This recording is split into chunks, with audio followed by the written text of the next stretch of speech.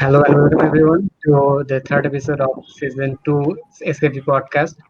Today we will talk about Manchester United and their last season and the upcoming season. So we have a dedicated panel for that. আজকে আমাদের সাথে আছে guest হিসেবে আছে নির্জন, নাফি, রাকিব, সিয়াম আর তাহমিদ।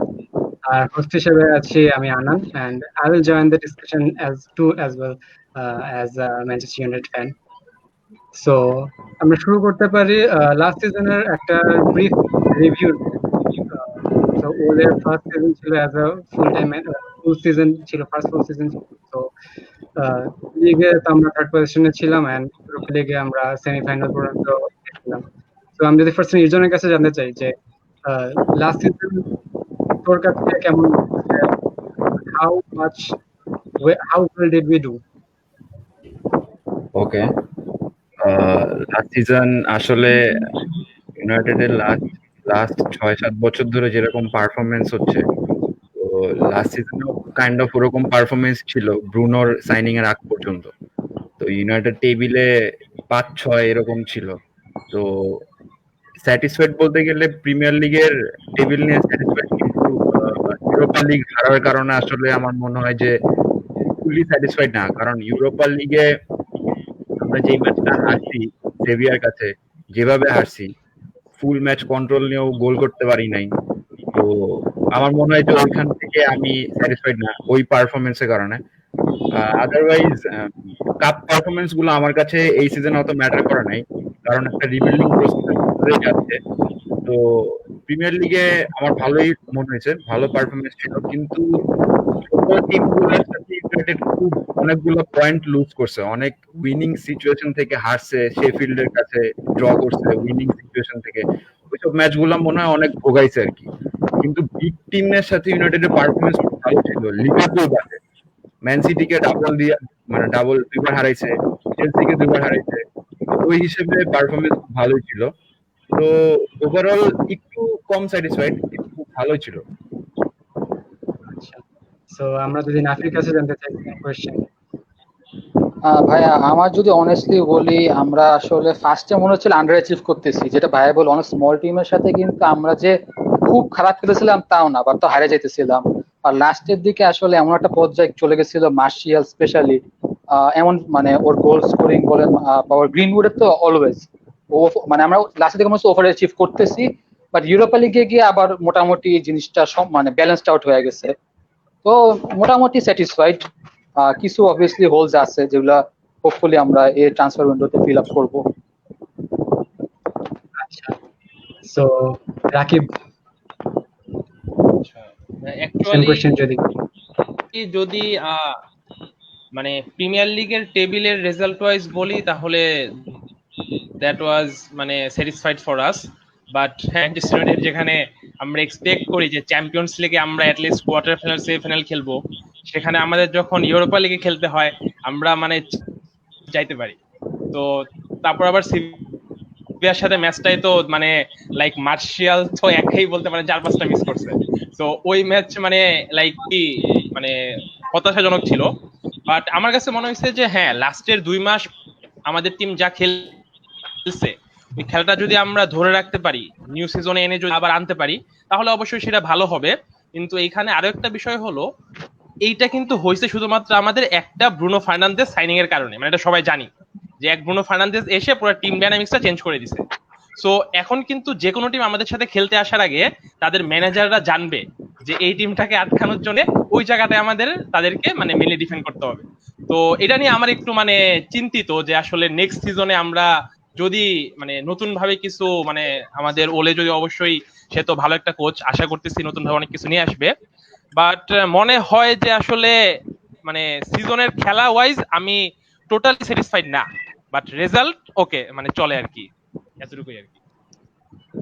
আচ্ছা, তো আমি সিএমের কাছে একটু আলাদা কোয়েশ্চেন করতে চাই যে আমাদের ইউরোপা লিগে যেভাবে আমরা নকড আউট হয়েছি, সো তোমার কাছে কি মনে হয় যে সেভিয়ার সাথে আমাদের হারার পেছনে অন্যতম মেন রিজন ছিল আমাদের ইনএক্সপেরিয়েন্স?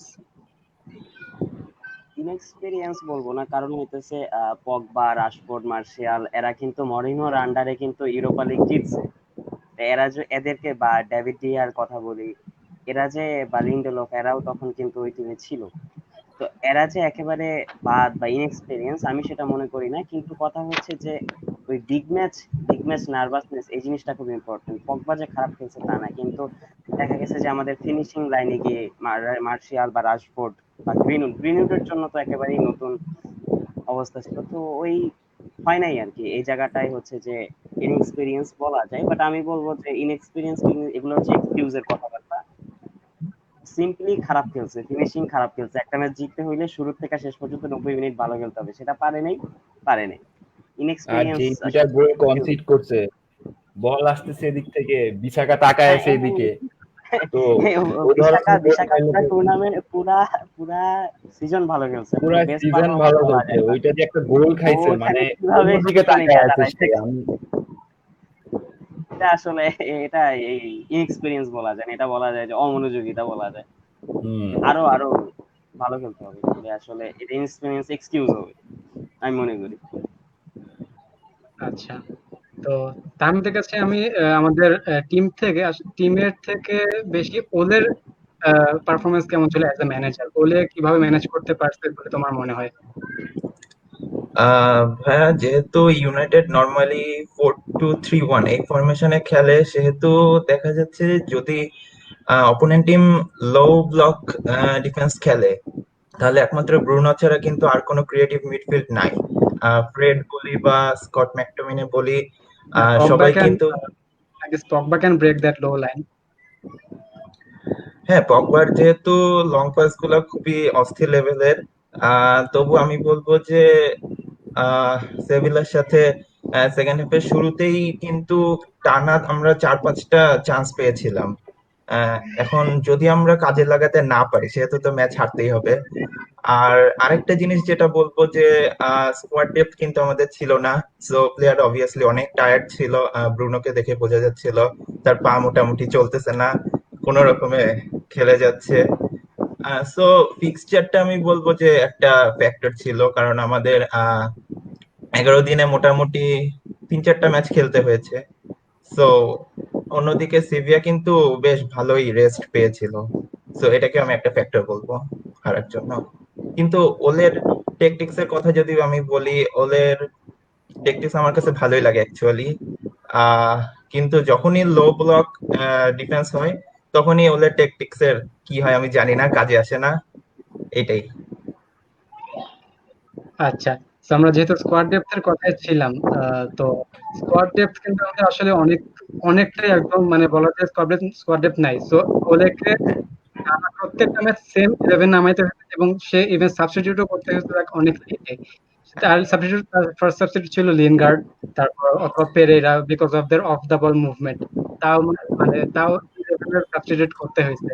তো আমি তামিমের কাছে আবার জানতে চাবো যে এই স্কোয়াড ডেপথটা আমাদের নেক্সট সিজনে প্রিমিয়ার লিগে স্পেসিফিক্যালি কতটা ভোগাবে? এখন যেহেতু একটা রিউমার আছে টনি ভ্যান্ডিবিক আসতেছে, সো ভ্যান্ডিবিক যেহেতু পেরেরা লিঙ্গার্ডের একটা আপগ্রেডেড ভার্সন বলা যায়, আহ সেহেতু মিডফিল্ড নিয়ে আপাতত টেনশনটা কমই আছে। কিন্তু সমস্যা হচ্ছে রাইট উইং এর দিক দিয়ে। রাইট উইং দিয়ে মোটামুটি ওয়ান বিসাকা একাই অ্যাটাক করতে থাকে। গ্রিনউড খুব বেশি হেল্প করতে পারে তা না, কিন্তু গোল করতে পারে, কিন্তু গোল ক্রিয়েট করার অ্যাবিলিটিটা গ্রিনউডের কমই আমার মনে হয়। আর ম্যাক্সিমাম এটা কিন্তু লেফট দিয়ে হয়, ম্যাগুইরে টু রাশফোর্ড এন্ড রাশফোর্ড কিন্তু এরপর যেটা করার করতে পারে। আচ্ছা, তো আমি আবার নির্জনের কাছে ব্যাক করতেছি।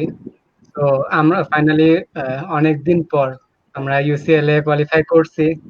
তো এখন আমাদের একই সাথে বেশ কয়েকটা কম্পিটিশন খেলতে হবে, ইউসিএল, তারপর Premier League, Carabao Cup, FA Cup. So আমাদের just Van de Beek signing মোটামুটি কনফার্ম হয়েছে, যেহেতু আমাদের Fabrizio Romano already here we go tweet করে দিচ্ছে। তো অলমোস্ট শিওর, যদি না আমাদের কোনো মাস্টার ক্লাস খেলে এইটাকেও একদম রিভার্স করে ফেলে। So unless that we have van de peak in our squad. So এছাড়া আমাদের রিইনফোর্সমেন্ট আর কোথায় কোথায় হওয়া উচিত বলে তোর মনে হয়? আমার মনে হয় প্রথমে আমাদের একটা রাইট উইঙ্গার কিনতে হবে। ওই যে তামির যেটা বললো, গ্রিনউড কিন্তু একটা স্কোরার, ও কিন্তু বোথ ফুটে মানে 2 ফুটে খুব ভালো খেলে। তো ও কিন্তু চান্স নাম্বার 9 ক্রিয়েট হিসেবে করে কম। হ্যাঁ, ও হচ্ছে সেন্টার ফরওয়ার্ড হিসেবে মনে হয় বেশি খেলছে ইয়াং এজে। তো একাডেমিতে। বাম পায়ে খেলে দেখে দেখে শুধুমাত্র ওকে রাইট উইং এ খেলানো হয়, আমার মনে হয় পটেনশিয়ালটা এখানে নষ্ট হবে। একটা রাইট উইঙ্গার হচ্ছে তোমার বলতে গেলে অ্যাভারেজ টাইপের না, মানে ওয়ার্ল্ড বিটার একটা রাইট উইঙ্গার আমাদের দরকার যদি আমাদের চ্যাম্পিয়ন্স লিগ আর প্রিমিয়ার লিগ দুইটাতে একসাথে ভালো করতে হয়।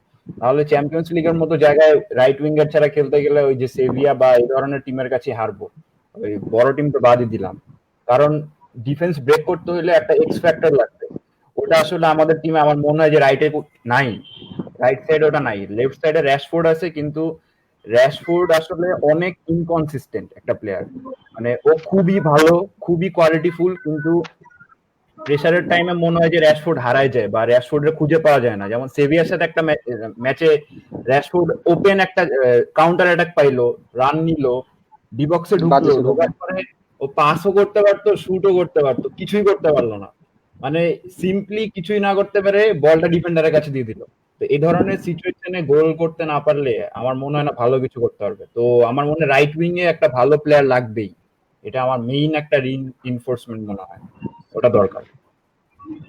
আচ্ছা, সো আমরা তাহমিদ নির্জন দুজনের কাছে শুনলাম যে রাইট উইং এ আমাদের একটা মানে একদম ওয়ার্ল্ড ক্লাস একটা রাইট উইঙ্গার লাগবে। সো আমাদের একটা কোয়েশ্চেন চলে আসছে, আমরা নাফির কাছে কোয়েশ্চেনটা অ্যান্সার শুনতে চাই যে how happy are you with VDB signing? Do you think it was a necessary signing or more of a statement signing? So উডওয়ার্ডের কিন্তু এরকম একটা টেন্ডেন্সি আছে যে স্বভাব আছে, ফিফা প্লেয়ার। হ্যাঁ, একটা ওর বিগ মানে সাইনিং টেন্ডেন্সি করে আছে।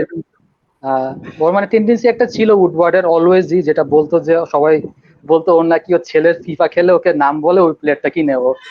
বাট ভ্যান্ডি বিক্রে আমার স্টেটমেন্ট সাইনিং বলবো না, কারণ আসলে কিন্তু ওর কিন্তু অত হাই প্রোফাইল না। ডিলিট, ভ্যান্ডি বিক, ফ্র্যাঙ্কি ডি ইয়ং, এই তিনজনের মধ্যে কিন্তু ভ্যান্ডি বিক মানে সবচেয়ে কম প্রোফাইল। তো ওই হিসাবে আমার এটা স্টেটমেন্ট সাইনিং লাগতেছে না। আর এটাকে নিয়ে আমি কি খুশি? হ্যাঁ, আমি অবভিয়াসলি খুশি, কারণ যেটা যে আনান ভাই শুরুতেই বললেন যে আমাদের পেরেরা লিনগার্ডের খেলান লাগবে না যে বেঞ্চ থেকে আমরা ভ্যান্ডিবেককে নামাইলে ওর কিন্তু মানে আমি হয়তো এক্সাজারেট করতেছি, বাট ওর যে ওই যে রম ডাউটার যেটা ওই যে টমাস মুলার করতেছে ওর সাথে কিন্তু ওর পজিশনিং এর অনেক মিল আমি দেখছি। এটা অবভিয়াসলি একটা অ্যাপ্রিসিয়েবল কোয়ালিটি, যেটা আমাদের ধরেন যে অ্যাথলেটিকোর সাথে হয়তো না, বাট লাইপজিগের মতো টিম যারা ডিফেন্সের পিছে অনেক ফাঁকা জায়গা রাখে তাদের সাথে কিন্তু ওই যে ভ্যান্ডিবিকের পজিশনিং খুব কাজে আসবে। বাট অবভিয়াসলি আমি একটা জিনিসটা আমি গতকাল থেকে ভাবতেছিলাম, যেটা হলো আমাদের র্যাশফোর্ড রানার, মার্শিয়াল মানে behind the line runner, Martial behind the line runner, Greenwood behind the line runner, Van de Beek আরেকটা বিহাইন্ড দ্য লাইন রানার। তো অবভিয়াসলি দরকার, আমি বলতেছি না এই চারজনই দরকার টু বি অনেস্ট, বাট একসাথে নামতে পারবো না আমরা। বাট যদি না আমরা একটা প্লে মেকার আনি যার নাম জেডন সানচো, মানে যা পাসিং আসলে উই লেভেল, জেডন সানচোর কিন্তু যেটা এক্স অ্যাসিস্ট বা এক্সপেক্টেড অ্যাসিস্ট এটা কিন্তু অনেক of the chart, or carrying movement of the chart. তো আমরা যদি সানচো জানি হলো এ লেভেলের একটা ওয়াইড প্লে মেকার না আনি, তাহলে কিন্তু আসলে এই সাইনিংটা খুব একটা এফেক্টিভ হবে না। ওই যেটা ওই যে ভাইয়া নির্জন ভাইয়া যে তাহমিদ দিফাত যেটা বললো যে গ্রিনউডের কিন্তু প্লে মেকিং এবিলিটি নাই, এটা কিন্তু টু বি অনেস্ট র্যাশফোর্ড এবার ট্রাই করছিল, যেটা ভাই বললো সিভিয়ার সাথে যে র্যাশফোর্ড কি করতেছে ভাই বুঝতেছে না, আমি বুঝতেছিলাম কি পাস দিবে না শর্ট নিবে কিছুই করতেছে না। কারণ হয়েছে কি ওর কিন্তু একটা খেয়াল করে দেখলে দেখা যাবে র্যাশফোর্ড হঠাৎ করে একটা প্লে মেকার হওয়ার চেষ্টা করতেছিল, কারণ ওর পাসিং ভালো অনেক ভালো, বাট টাইমিং সেন্সটা অত ভালো না। এখন আমাদের কোনো আসলে ওই প্লে মেকারটা নাই। ব্রুনো ট্রাই করে, বাট ব্রুনো তো আসলে উইং দিয়ে পাস দেয় না, আর হোয়াইট প্লে ছাড়া কিন্তু উইং প্লে ছাড়া কিন্তু আসলে যুগের টেকারটা। তো ভ্যান্ডিবিকটা আমি happy, obviously happy, but okay অস্ত্রগুলা দেওয়া লাগবে যেন ও পাস, ওকে পাস দিল কে জিয়েক, ইউনাইটেডের কে পাস দিবে? বিসাকা তো অত একটা ভালো পাস দিবে না। আচ্ছা আচ্ছা, আমাদের একটা কোয়েশ্চেন আসছে, would you prefer a DM signing over VDB? DM a ম্যাটিসকে ফুল সিজন খেলালে তো মইরা যাবে। আচ্ছা, আমি এটা সিএমের কাছে আগে জানতে চাই যে আমি একটা কোয়েশ্চেনটা তুলতাম আসলে যে আমাদের ভিডিবি সাইনিংটা করছে, কিন্তু ভিডিবি কিন্তু ডিফেন্সিভ প্রসপেক্ট খুব একটা নেই। তার কিন্তু ডিফেন্সিভ যে একটা ইন্টেলিজেন্স লাগবে সেটা কিন্তু নাই। সে হচ্ছে অলমোস্ট স্পেস ইন্টারপ্রেটার হিসেবে কাজ করতেছে। সো এই ক্ষেত্রে আমাদের এই ম্যাটিচকে কিন্তু আমাদের একদম ডিএমএ খেলানো লাগবে অলমোস্ট। আর আমাদের স্কট আছে অথবা ফ্রেড আছে যাদের কেউই ম্যাটিচ লেভেলের না। ফ্রেড তো নাই, স্কটও এখনো অতটা ম্যাচিউর হয় না। তো সিয়াম এর কাছে আমাদের কোশ্চেন যে একটা ডিএম সাইনিং কি আমাদের মানে মাস্ট কিনা? মাস্ট বললে তো অবশ্যই ম্যাটিচেরও তো বয়স হয়েছে, কিন্তু এখন হচ্ছে ভিডিবির সাথে যদি তুলনা করি, এখন কথা হচ্ছে ওই যে আমি লিঙ্গার্ডকে আর ম্যানচেস্টার ইউনাইটেডের জার্সিতেই দেখতে চাই না। ও মানে আসলে পর্যায়েই পড়ে না, ইউনাইটেডের জার্সির কলঙ্ক টাইপের প্লেয়ার। ও এখন এখন হচ্ছে যে যখন ব্রুনো খারাপ খেলতেই পারে, বা ব্রুনোকে অফ করে দিতে পারে, বা ব্রুনোর যে অ্যাবিলিটি গুলো আছে এগুলা যদি অপোনেন্ট যদি প্ল্যান করে আসে অবশ্যই অফ হইতে পারে, এটা সবার, এটা যে কোনো টায়ারের প্লেয়ার হোক সে অফ হয়ে যাবে। তো এখন হচ্ছে বেঞ্চ থেকে যখন কেউ আসবে, সেখান থেকে বেঞ্চ থেকে তো মানে বেঞ্চে তো অ্যাটলিস্ট এমন কাউকে থাকতে হবে যে হচ্ছে ম্যানেজার যাকে বিশ্বাস করে। এখন কথা হচ্ছে যে ব্রুনোর পরিবর্তে কে নামবে? লিঙ্গার্ড বা পেরেইরা, এরা তো আসলে মানে কোনো ক্লাসের পর্যায়ে পড়ে না। তো এখন যদি ব্রুনোর পরিবর্তে ভিডিবি নামতেছে, কিংবা একটা ম্যাচে রেস্ট দেওয়া দরকার, যেরকম হচ্ছে ব্রুনোকে টায়ার্ড লাগতেছে একটা ম্যাচে, আগের ম্যাচে রেস্ট দেওয়া দরকার, ভিডিবি যখন আসতেছে তখন কিন্তু আমরা সেই প্রেশারটা পাবো না, যেমন হচ্ছে ওই লিঙ্গার্ডকে নিয়ে খেলা বা প্যারাইনাকে নিয়ে খেলা হচ্ছে 10 জনিয়া খেলার মতো।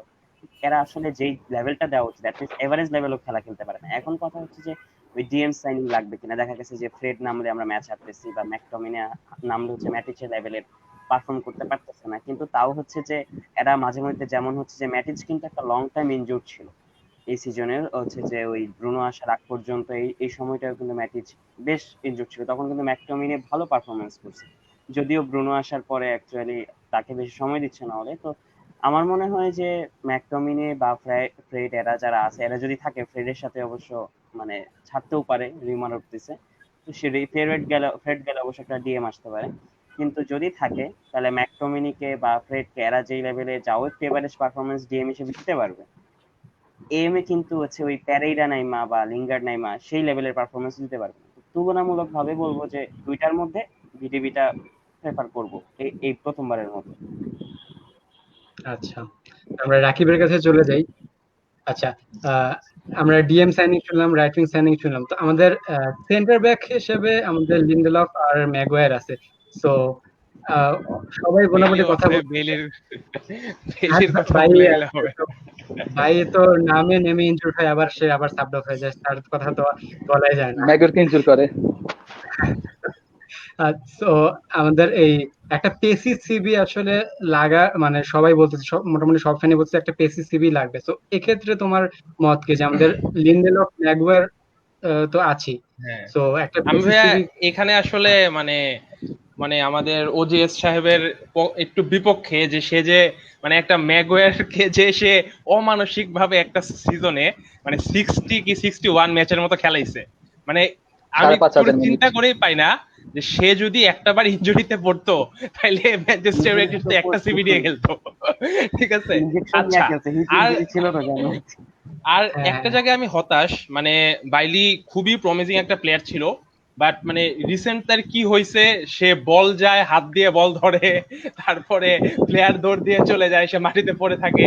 মানে এইগুলা খুবই হতাশাজনক, মানে তার থেকে এক্সপেক্ট কখনোই করিনি। যখন মরিনহো ফার্স্টে কিনে আনছিল, মানে টু বি অনেস্ট বাইলির ফার্স্টের 3 মাসের ম্যাচ দেখে মনে করছিলাম যে আমরা ফিউচারে এমন একটা সিবি পাবো যার জন্য বার্সেলোনা রিয়াল মাদ্রিদ আমাদের 100 মিলিয়ন অফার করবে। আর এখন তো এমন ভাই অবস্থা লাস্ট সিজনে যে চেলসির সাথে যে খেলা দিছিল, চেলসির সাথে ডিবক্সের মধ্যে কাটাচ্ছিল। হ্যাঁ ভাই, ভাই মারাত্মক হ্যাঁ খেলা হ্যাঁ, ছিল, এটা সেই ট্যাকেল একটা ওর ভালো ছিল। মানে ওর খেলা আর আসলে খেলা খুব ভালো, কিন্তু ও অনেক তাড়াতাড়ি হ্যাঁ খেলা ইনজুরিতে ভাই পড়ে, খুবই নামে ভালো। আর ইনজুরিতে পড়ে। মানে ওর আর ফিটনেস ইনজুরির হ্যাঁ পরে ও ভাই মানে ফিরে এসে সামহাউ ওর কনফিডেন্সটা পায় না আর কি, মানে ম্যাচে পাগলামি শুরু করে আর কি এক কথায়। আরেকটা জায়গায় ভাই আমি ইউনাইটেড নিয়ে একটু হতাশ, যে মানে আমি কিছু নাম বলতে চাই, লাইক আমাদের ফসু মেনশা, বর্তুইক জ্যাকসন, তারপরে হলো তুয়ানজেবে। এই 3টা প্লেয়ার সম্বন্ধে মানে লাইক গত 5 বছরে কোথায় পড়ি নাই, সবাই বলতেছে মানে এই 3জন এটা সেটা। মানে বর্তুইক জ্যাকসনের তাই একটা ক্রস নিজের চোখে দেখছি, সে লেফট ফুটে যেসব ক্রস গুলা করতো, আমি বুঝি না যে এই প্লেয়ার গুলাকে 6 মাস ইউনাইটেড খেলায়, তারপরে লিটারেলি ওদেরকে একদম মানে অনেকটা ফালায় রাখার লিগ মতো। ওয়ানে পাঠায় নতুন দেয়। ম্যানেজার এসে, হ্যাঁ মানে নতুন ম্যানেজার এসে ওদেরকে আর ইউজই করতেছে না। মানে বর্তুইক জ্যাকসনকে দেখে মনে করছিলাম, মানে সবাই লেখালেখি করতেছিল যে তার ডিফেন্সিভ সাইডটা যদি স্ট্রং হয় আর একটু, তার যে ক্রসিং অ্যাবিলিটি আছে, যে উইং এ যে খেলাটা দেয়, সে হয়তো ফিউচারে ভালো একটা উইঙ্গার হবে। বাট কোথায় গেল, মানে এক সিজন খেললো, পরের সিজন ওই যে নাফি যেটা বললো লিগ ওয়ানে পাঠাইলো, লিগ ওয়ানে গিয়ে এরপর লিগ নামাই ওয়ান না, প্লেয়ার হয়ে পুরা গেছে। বছরে তাদের 3টা ম্যাচ খেলাইছে, এই শেষ। মানে এই প্লেয়ার আর পাওয়া যাবে না। তুয়ান যাবে, তার বয়স এখন হলো 22.5 বছর, গত 5 বছর ধরে খালি শুনেই আসতেছি যে তোয়ান জেবে নাকি মানে লাইক এই একটা কমেন্টও করছিল যে if Pogba is the ice Tuanzebe is the fire নাকি এমন কি একটা। তো কই সেই তোয়ান জেবে ভাই, তারে তো কোনো ম্যাচে নামাইতেই দেখি না। সব ম্যানেজার নতুন আসে, আইসা বলে আমার তোয়ান জেবের উপর অনেক ভরসা আছে, তোয়ান জেবে ফিউচার এটা করবে সেটা করবে। কই ভাই একটা ম্যাচ তারে নামাও তাইলে, তারে একটু দেখি সে কি খেলে। তো এই জায়গায় আসলে এখন মানে থেকে আসলো ডেপটাকে নামাই দিল। তো ভাই মানে এখানে আমার মনে হয় মানে সিবি আসলে দরকার ঠিক আছে, বাট এখন যদি আমরা আমাদের ইউনাইটেডের মানে বেঞ্চটা দেখি বা স্কোয়াডটা দেখি, অলরেডি আমাদের খেলানোর মতো কিন্তু অলমোস্ট 4-5টা সিবি আছে। তো আমরা কেন ওদেরকে ইউজ করতে পারতেছি না? কেন আমরা প্রতি বছর একটা করে সিবি কিনতেছি, কিনে পরের বছর আবার বলতেছি আরেকটা সিবি লাগবে। এই সিবি কেনার পরে দেখা যাবে পরের বছর আরেকটা সিবি লাগবে। তাহলে ভাই আলটিমেটলি আমি বুঝতেছি না মানে জিনিসটা কি মানে আমাদের ফরম্যাটের সাথে সামহাও প্লেয়ারদের সাথে তাল মিলাতে পারতেছে না, নাকি আমাদের কোচরা এসে অন্য কোচের প্লেয়ারদের সাথে তাল মিলাতে পারতেছে না? তবে হ্যাঁ মানে প্লেয়ার কিনতে তো দোষ নেই। এখন ইউনাইটেড যদি প্রতি বছর একটা করে নতুন স্ট্রাইকার কিনে, একটা করে নতুন প্লেয়ার কিনে, আমার তো এটা খারাপ লাগবে না, আমার তো ভালো লাগবে, দিয়ে দিব, ইচ্ছা মতো পোস্ট করবো যে ভাই কোপায় এটা পায়ে ফেলতেছি। বাট অ্যাকচুয়ালি প্লেয়ারটা যাচ্ছে কোথায়? যেমন এখন যদি আমি বলি যে আমার একটা রাইট উইং মার্শিয়াল তো মেইন ম্যাচে খেলবে, গ্রিনউড অ্যাকচুয়ালি সাব হয়ে যাবে। গ্রিনউড দেখা যাবে কি পুরো সিজনে 10টা থেকে 12টা ম্যাচ স্টার্ট করবে। সো গ্রিনউডের কনফিডেন্স লেভেলটা যখন ডাউনটা খাবে, পরের বছর আমরাই পোস্ট করব যে কি রে ভাই কি গ্রিনউড ছিলি, তুই কি হয়ে গেলি, তোরে তো আর দেখতে মন চায় না, তুই ইউনাইটেড থেকে কবে যাবি, কবে বাইরে হবি। তো এই জিনিসটা আমার মনে হয় মানে ইউনাইটেডের আরেকটু লাইক স্ট্রংলি দেখা উচিত যে আমাদের কিছু পজিশনে আমরা কি আমাদের ইয়াং প্লেয়ারদেরকে সময় দিচ্ছি কিনা। হ্যাঁ এখন এমন অবস্থা হয়ে গেছে যে আমরা অলওয়েজ একটা সাকসেস চাই, যে আমরা মানে দেখতে চাই না যে প্লেয়ারটা খেলে ইমপ্রুভ করবে, ওই সময়টা আমরা দিতে চাই না। সাকসেস দিতে গেলে যেটা হবে এই যে আমরা মানে almost probably 40 years or 42 years যাবত ইউনাইটেড বেঞ্চে একটা মানে আমাদের যে একাডেমির প্লেয়ার হলো থাকতেছে, এইটা থেকে আমাদের আসলে বেড়ে আসতে হবে। আলটিমেটলি আমাদের কি করতে হবে, এই যে ডেলিটের মতো ডিজং এর মতো তারপর ভ্যান্ডিভিকের মতো প্লেয়ার কিনে আনতে হবে, কিনে এনে স্কোয়াডটাকে ফুল করতে হবে। আরেকটা বিষয় হচ্ছে ভাইয়া যে আমি আর কি এখানে একটু বলতে চাই, একটু বাড়তি বলতেছি আর কি, যে আমাদের কোচের সাথে কিন্তু অন্য অনেক কোচের পার্থক্য আছে। যেমন পেপ গার্দিওলার কথা বলি, তার কিন্তু স্কোয়াড স্টার প্লেয়ার দিয়ে ভরা, বাট সে কিন্তু সবাইকে সামহাউ রোটেট করে খেলাইতেছে। তার ট্রেনিং গ্রাউন্ডেই সে হয়তো এমন ভাবে প্র্যাকটিস করাইতেছে যে রোটেটিং এর পরেও তারা একটা কেমিস্ট্রি বিল্ড আপ করতেছে। বাট ইউনাইটেডে কেন জানি যে ফ্রেড 15টা ম্যাচ অনেক ভালো খেললো, যেই তারে 4-5টা ম্যাচ ডাউন দেয়া হইলো, পরের ম্যাচে আইসা সে কি করতেছে না করতেছে কেউ কোনো কুল কিনারা পাই না, আমরা উল্টা গালি দেই।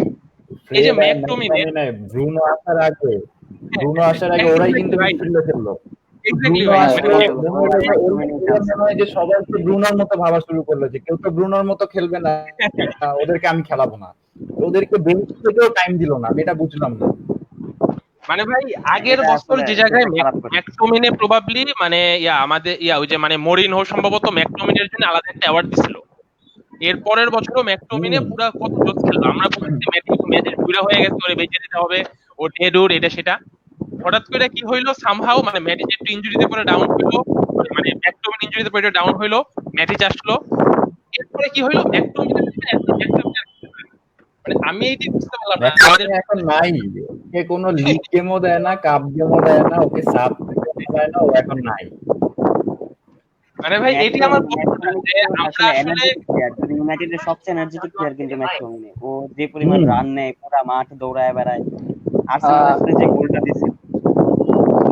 রাকিব যেটা বললো ওটা নিয়ে যদি আমি একটু বলি, রাকিব একটা ভালো কথা বললো যে ম্যাকটোমিনে আজকের ম্যাচে ভালো খেলতেছে। আচ্ছা ওই যে লকডাউনের আগে কিন্তু ফ্রেড ম্যাকটোমিনে দুইজনই ভালো খেলতেছিল, ভালো খেলতেছিল। হ্যাঁ ওরা বুনোরে ভালো একটা সাপোর্ট সিস্টেম দিচ্ছিল। বাট এরপরে স্পার্স ম্যাচটায় যাই হোক মরিনোর ট্যাকটিক্স অ্যান্টি ফুটবল যাই বলে মরিনো আমাদের সিস্টেমটাকে ডাউন করে দিচ্ছিল একটা ম্যাচের জন্য। বাট এরপর থেকে কিন্তু আমরা ওই যে টানা 5 ম্যাচ 3 গোল দিলাম। এরপর হয়েছে কি, যেটা আমার যেটা চোখে পড়ছে সেটা হলো ওলে সিস্টেম সেম রাখছে, সিস্টেম হুবু সেম রাখছে, বাট জাস্ট ম্যাটিচের জায়গায় ফ্রেড, ম্যাটিচের জায়গায় ম্যাকটোমিনে, শর্ট জায়গায় উইলিয়ামস, মানে সিস্টেমটা যে টুইক করা লাগবে এই জিনিসটা আসলে ওলে করে নাই। পেপ এটা খুব ভালো করে, পেপ 90% জিনিস খুব ভালো মতো করে, যে ও যদি একটা স্কোয়াড রোটেশন করে ও সিস্টেমটা টুইক করে দেয় যেন প্লেয়ারটা তাও শাইন করতে পারে। এই জন্য আমাদের বার্নার্ডো সিলভা ভালো খেলে, গুন্ডোগানও ভালো খেলে, কেডিবিও, সবাই সিএম খেলে, কিন্তু একসাথেই ভালো খেলতে পারে কারণ সিস্টেমটা একটু টুইক করে। ওলের মধ্যে ওই যে জাস্ট আউটরাইট রিপ্লেস করতে যায়, যেমন আসলে যতই হাইট সেম হোক, ওই যে ম্যাকটোমিনি আর ম্যাটিচের, ওদের কিন্তু খেলার স্টাইলে কিন্তু অলমোস্ট হয়তো 20% মিল আছে। এই জন্য যখন ওলে ম্যাকটোমিনিতে ম্যাটিচের কাজ করাইতে যায় তখন একটা আর কি যে অলমোস্ট ডিজাস্টার হয়ে যাইতেছে। এটা আমার আর কি পার্সোনাল ওপিনিয়ন যে ওলে রোটেশন স্ট্র্যাটেজিটা হয়তো ভালো হইলে হয়তো আমরা এই যে ফ্রেডে 2 দিন পর গালাবো না, ম্যাটিসে 2 দিন পর গালিগালাজ করবো না, কারণ তাহলে প্লেয়াররাও শাইন করতে পারবে যে কোনো সিস্টেমে যদি টুইট করে একটু হলে। বলে এখনো ওই যে ইউনাইটেডে আসার পর এখনো ইয়াং ব্লাডকে আমার মনে হয় না ওভাবে ট্রাস্ট করতে পারে, তো এখনো ওই যারা বুঝবেন তাদেরকে ওভাবে ট্রাস্ট করে না, আসলে ওলের একটা ব্যাপার হচ্ছে যে ওলে কিন্তু প্ল্যান বি আসলে এক্সিকিউট যে করবে, এক্সিকিউট করার মতো কিন্তু তার হাতে কোনো ইয়া নাই, ওয়েপন নাই। ওয়েপন নাই। এই যে বলা হচ্ছে ওলে সেভিয়ার সাথে করছে কি, ওলে সেভিয়ার সাথে 2-1 পিছিয়ে থাকা অবস্থায় 92 মিনিটে ইকালোকে নামাচ্ছে। আরে 92 মিনিটে সেভিয়ার প্লেয়ার নামবে, টাইম ওয়েস্ট করার জন্য 92 মিনিটে সেভিয়ার সাব করবে, ওলে সাব করতেছে 92 মিনিটে। আমি এটা কিছুই বুঝলাম না। যখন ইউনাইটেডের লাগবে গোল ফাইনালে যাওয়ার জন্য তখন সাব করতেছে 92 মিনিটে। এটা মানে কোন সেন্সে কিভাবে করলো আল্লাহই জানে। আচ্ছা, তো আমরা মনে হয় কিছু একটা কোশ্চেন নিতে পারি। আচ্ছা, তো এখান থেকে একটা question, how do you see Ole's tendency to drop almost all the men behind the ball deep matches and his tactical and dependence on individual যেমন রাজিন। হ্যাঁ, রাজিন দিছে। আচ্ছা, একটা কোট আছে যে attack wins you matches and defence wins you titles. So যদি Atletico মাদ্রিদের খেলা দেখেন তারা কিন্তু অবশ্যই বাস পার্ক করে আর কাউন্টার অ্যাটাকের উপরই খেলে। সো দেখা যাচ্ছে ইউনাইটেডেও সিটির সাথে ম্যাচটা যদি বলি যে ফার্স্টে একটা গোল দিয়ে এরপর কিন্তু বাস পার্কে চলে গেল। এটা অ্যাকচুয়ালি আমি সাপোর্ট করি এই ট্যাকটিক্সটা, কারণ আলটিমেটলি আমাদের মেইন লক্ষ্য কিন্তু জেতা, নট বার্সার মতো টিকি টাকা খেলে দৃষ্টিনন্দন ফুটবল যেটা বলে বা যেটাই হোক। আমাদের মেইন লক্ষ্য কিন্তু আমাদের মেইন লক্ষ্য কিন্তু 3 পয়েন্ট পাওয়া, নট সুন্দর ফুটবল বা বিউটিফুল ফুটবল যেটাকে বলে ওইটা খেলা। সো আমার মনে হয় লো ব্লক ডিফেন্স খেলা একটা ট্যাকটিক্স এর অংশ, এবং এটা কিন্তু কমাই দিছি আমরা আগের চেয়ে। হ্যাঁ, এটা আমরা ব্যালেন্সড খেলা যাইতেছি আস্তে ধীরে, কারণ আগে ব্রুনো ছিল না, এই জন্য একটু এখন যথেষ্ট উপরে উঠে আসার চিন্তা করছে। এখন আসলে এখন চেঞ্জ হয়েছে অনেক দিক দিয়ে। ওটা ট্যাকটিক্স আগে ছিল ওই যে কাউন্টার এন্ড ইনশাআল্লাহ, এখন আসলে ঠিক ওটা বলা উচিত হবে না। এখন কিন্তু ইউনাইটেডই মিডফিল্ডে ডমিনেট করে আসলে, সত্যি কথা বলতে যেটা, কিন্তু স্ট্রাইকাররা আর কি একসাথে খেলার পরে স্ট্রাইকিং ডমিনেশন বাড়ছে। আচ্ছা, মিডফিল্ডের কথা থেকে আমি আচ্ছা বলো, দিবার চেষ্টা করব। হ্যাঁ, ওই যেটা বললাম, স্ট্রাইকে আরেকটু যদি ভালো হতো আমরা অন্তত একটা সিলভার জিততে পারতাম, সেটা ইউরোপা হোক বা যেটাই হোক। আচ্ছা, মিডফিল্ডের কথা থেকে আমাদের পগবা কিন্তু মানে প্রায় দেখা যায় একদম পুরো ক্যাজুয়াল প্লে দেয়। সো এই তার ক্যাজুয়াল প্লের জন্য কিন্তু আমাদের সাফার করা লাগে। সো এই পগবা আসলে কবে সিরিয়াস হবে এটা কিন্তু মানে বোঝা যায়। সে প্রথম থেকেই একদম সেম ক্যাজুয়াল প্লে দেয়, সে একদম হেলথে দ্রুত তার যদি মনে হয় যে সে একটা লং বল দেবে সে দিল, মানে যে দিচ্ছে এটা কিন্তু আমাদের মোটামুটি অনেক। সো পগবাকে সিরিয়াস নিতে হবে, এটা একটা যাই হোক আমরা একটা কথা বলতাম এই ব্যাপারে যে পগবা কিন্তু অ্যাকচুয়ালি মিডফিল্ডের লিডার না, মিডফিল্ডের লিডার কিন্তু অ্যাকচুয়ালি ব্রুনো ফার্নান্ডেজ। পগবা হ্যাঁ খেলার জন্য খেলে, এনজয় করে আর কি খেলাটা, কিন্তু অ্যাকচুয়াল লিডার যদি আমি দেখি মিডফিল্ডে সেটা ব্রুনো ফার্নান্ডেজ। লাস্ট ম্যাচে লিন্ডেলফকে যেভাবে ঝাড়িটা দিছে এরপরে বোঝা গেছে ওর অ্যাকচুয়ালি ক্যাপ্টেন্সি ইয়ে আছে, পটেনশিয়াল আছে। তো লিসবনেরও ক্যাপ্টেন ছিল অনেকদিন। হ্যাঁ, এজন্য আসলে ব্যাপারটা কি, পগবা হচ্ছে তোমার লাস্টের দিকে কিন্তু অনেক ম্যাচ টানা খেলছে। পগবা হচ্ছে অনেক ম্যাচ টানা খেলার প্লেয়ার আসলে না, এটা পগবার পুরো ক্যারিয়ার দেখলে হয়ে যায়, পগবা আসলে ওই রেস্ট লাগে। ইভেন্টাস গেম থেকে স্কোয়াড ডেপ্থের কথা আসে। পগবা যখন ওই যে টানা খেলে তখনই হচ্ছে ওই যে কনসেন্ট্রেশন হারায় ফেলে, ডিবক্সে বল লুজ করে, মানে খুব বাজে একটা অবস্থা। কিন্তু পগবা যখন রেস্ট পেয়ে খেলে তখন দেখবা ফ্রেশ পগবার খেলা অন্যরকম। ফ্রেশ পগবা যখন খেলে তখন আসলেই মনে হয় যে ডমিনেট করে খেলতেছে, কিন্তু যখনই টানা খেলা পড়ে তখনই পগবা ক্যাজুয়াল হয়ে যায় অনেক। আচ্ছা, তো আমরা মোটামুটি মিড ফরওয়ার্ড ডিফেন্স লাইনের কথা বলছি। এরপরে যদি আমরা পজিশনের কথা বলতে চাই, যে গোলকিপার ডেভিড ডেহেয়া। তো ডেভিড ডেহেয়া কিন্তু লাস্ট সিজনে বেশ কিছু ব্লান্ডার করছে। আর উদাহরণ যে আমরা কিন্তু ডিনকে আমরা ব্যাক করে তার লোন স্পেল থেকে। সো এখন তোদের কাছে কোশ্চেন, মানে সবার কাছে কোয়েশ্চেন, যে নেক্সট সিজনে ডেভিড ডেহিয়া আর ডিন হেন্ডারসন। আমি নির্জনকে দিয়ে শুরু করতে চাই। আমার মনে হয় যে নেক্সট সিজনে প্রিমিয়ার লিগে ডিন হেন্ডারসন খেলবে, কারণ এই সিজনে খুব ভালো খেলছে। আর কাপ ম্যাচ গুলোয় মনে হয় ডেভিড ডিগিয়া খেলবে, কিন্তু এটা বলার সাথে সাথে এই জিনিসটা আসলে খুব টাফ, কারণ ডিগিয়া যেসব ম্যাচে ব্লান্ডার করে অনেক বাজে, কিন্তু যেসব ম্যাচে ও সেভ করে ওগুলো আবার আউট অফ দ্য ওয়ার্ল্ড। যেমন চেলসির সাথে ম্যাচটাতে দুইটা গোল খাইছে ওর দোষে, কিন্তু পরে ওয়েস্ট হ্যামের সাথে ম্যাচে ও যে কতগুলা সেভ দিল, মানে মাথা নষ্ট নষ্ট সেভ দিল। তো আমার জন্য এই চয়েসটা আসলে খুব টাফ। কিন্তু ডিন হেন্ডারসনের কয়েকটা খেলা দেখছি, শেফিল্ডে আমি সবগুলা দেখি নাই। ডিন হেন্ডারসনের পজিশন সেন্স মনে হয় খুব বেশি ভালো, মানে দেখা যায় যে ওপেন অবস্থায়ও ডিন হেন্ডারসন অনেক সুন্দর সুন্দর সেভ করতে পারে শুধুমাত্র ওর পজিশনিং সেন্সের কারণে। তো আমার মনে হয় যে প্রিমিয়ার লিগে মনে হয় ডিন হেন্ডারসন খেলবে, আর কাপ গেমস গুলোতে মনে হয় ডেভিড ডিগিয়া খেলবে। আচ্ছা, আমি নাফির কাছে আসতে চাই। নাফির কাছে আমি আরেকটা কোয়েশ্চেন তুলবো, যে ডিন তো সে শেফিল্ডের ব্যাকলাইনের পিছিয়ে খেলছে। তো শেফিল্ডের ব্যাকলাইন 5 ম্যান ব্যাক থেকে আহ, যখন ইউনাইটেডের 4 ম্যান ব্যাকে শিফট করবে, তখন তাকে তো একটা কোপ আপ করার জন্য টাইম দেবে। তো তাকে প্রথমে কি লিগ ম্যাচে খেলানো বেটার হবে কিনা, সুইটেবল হবে কিনা? এখন যেটা ওই যে এখন ওই 3 ম্যান ডিফেন্সের একটা মানে আমি জাস্ট ডিফেন্স মানে লজিক দিতে পারি যে ম্যাটিস তো ড্রপ করে, তো টেকনিক্যালি আমরাও অনেক টাইম 3 ম্যান ডিফেন্স খেলি, ম্যাটিস খেলে আবার না খেললে তো সমস্যা। আচ্ছা তাই হোক, ধরে নিলাম আমরা 4 ম্যান ডিফেন্স খেলতেছি, আর তা হয়েছে কি, ধরেন আমরা যদি ওকে দেরি করি নামাইতে, যত দেরি করব তত কিন্তু ওর অ্যাডাপ্ট করতে টাইম লাগবে। আর ধরেন আমরা ওকে ঠিক করলাম লিগের শুরুতে খেলাবো না, আস্তে ধীরে খেলানো স্টার্ট করব, তাহলে সমস্যাটা হইলো যে business end of the season মানে লাস্টের দিকে তখনও কিন্তু আসলে ও ঠিক অ্যাডাপ্টেশনটা ক্লিয়ারলি করতে পারবে না। তো আমার মনে হয় যত আর্লিয়েস্ট পসিবল আমরা যদি চাই ডিনকে খেলাইতে, আমার মতে খেলানো উচিত ডিনকে। যদি ওলেন মনে হয় যে dean is the first choice, তাহলে শুরু থেকে খেলানো স্টার্ট করে দে। না পার্সোনালি আমার কাছে ডিনরে বেটার লাগে, কারণ ওই যে ফার্স্ট হলো ওর যে লাইন থেকে আগে আসে মানে পজিশনিং এটা ভালো, ক্রস ডিগিয়ার চেয়ে বেটার, এক্সেপশনাল আবার ডিগিয়ার চেয়ে বেটার। আর ওর হইলো reflex at the moment De Gea world best ছিল রিফ্লেক্সে, এখন আমার কাছে ডিনের চেয়ে নেমে গেছে। আর হলো আরেকটা জিনিস যেটা বল প্লেইং অ্যাবিলিটি, ডিগের বল প্লেইং অ্যাবিলিটি খুবই বাজে, মানে এভারটনের খুবই প্লেয়ারে বাজে। পাস দিয়ে দেয়, এভারটন আবার পায়ে সাথে বল গোল সাথে গেলে সাথে গোল ভয় দিয়ে লাগে। দেয়। হ্যাঁ সত্যি কথা, ওর পায়ে বল গেলে আমরা অনেক সময় ভয় লাগছে আমার।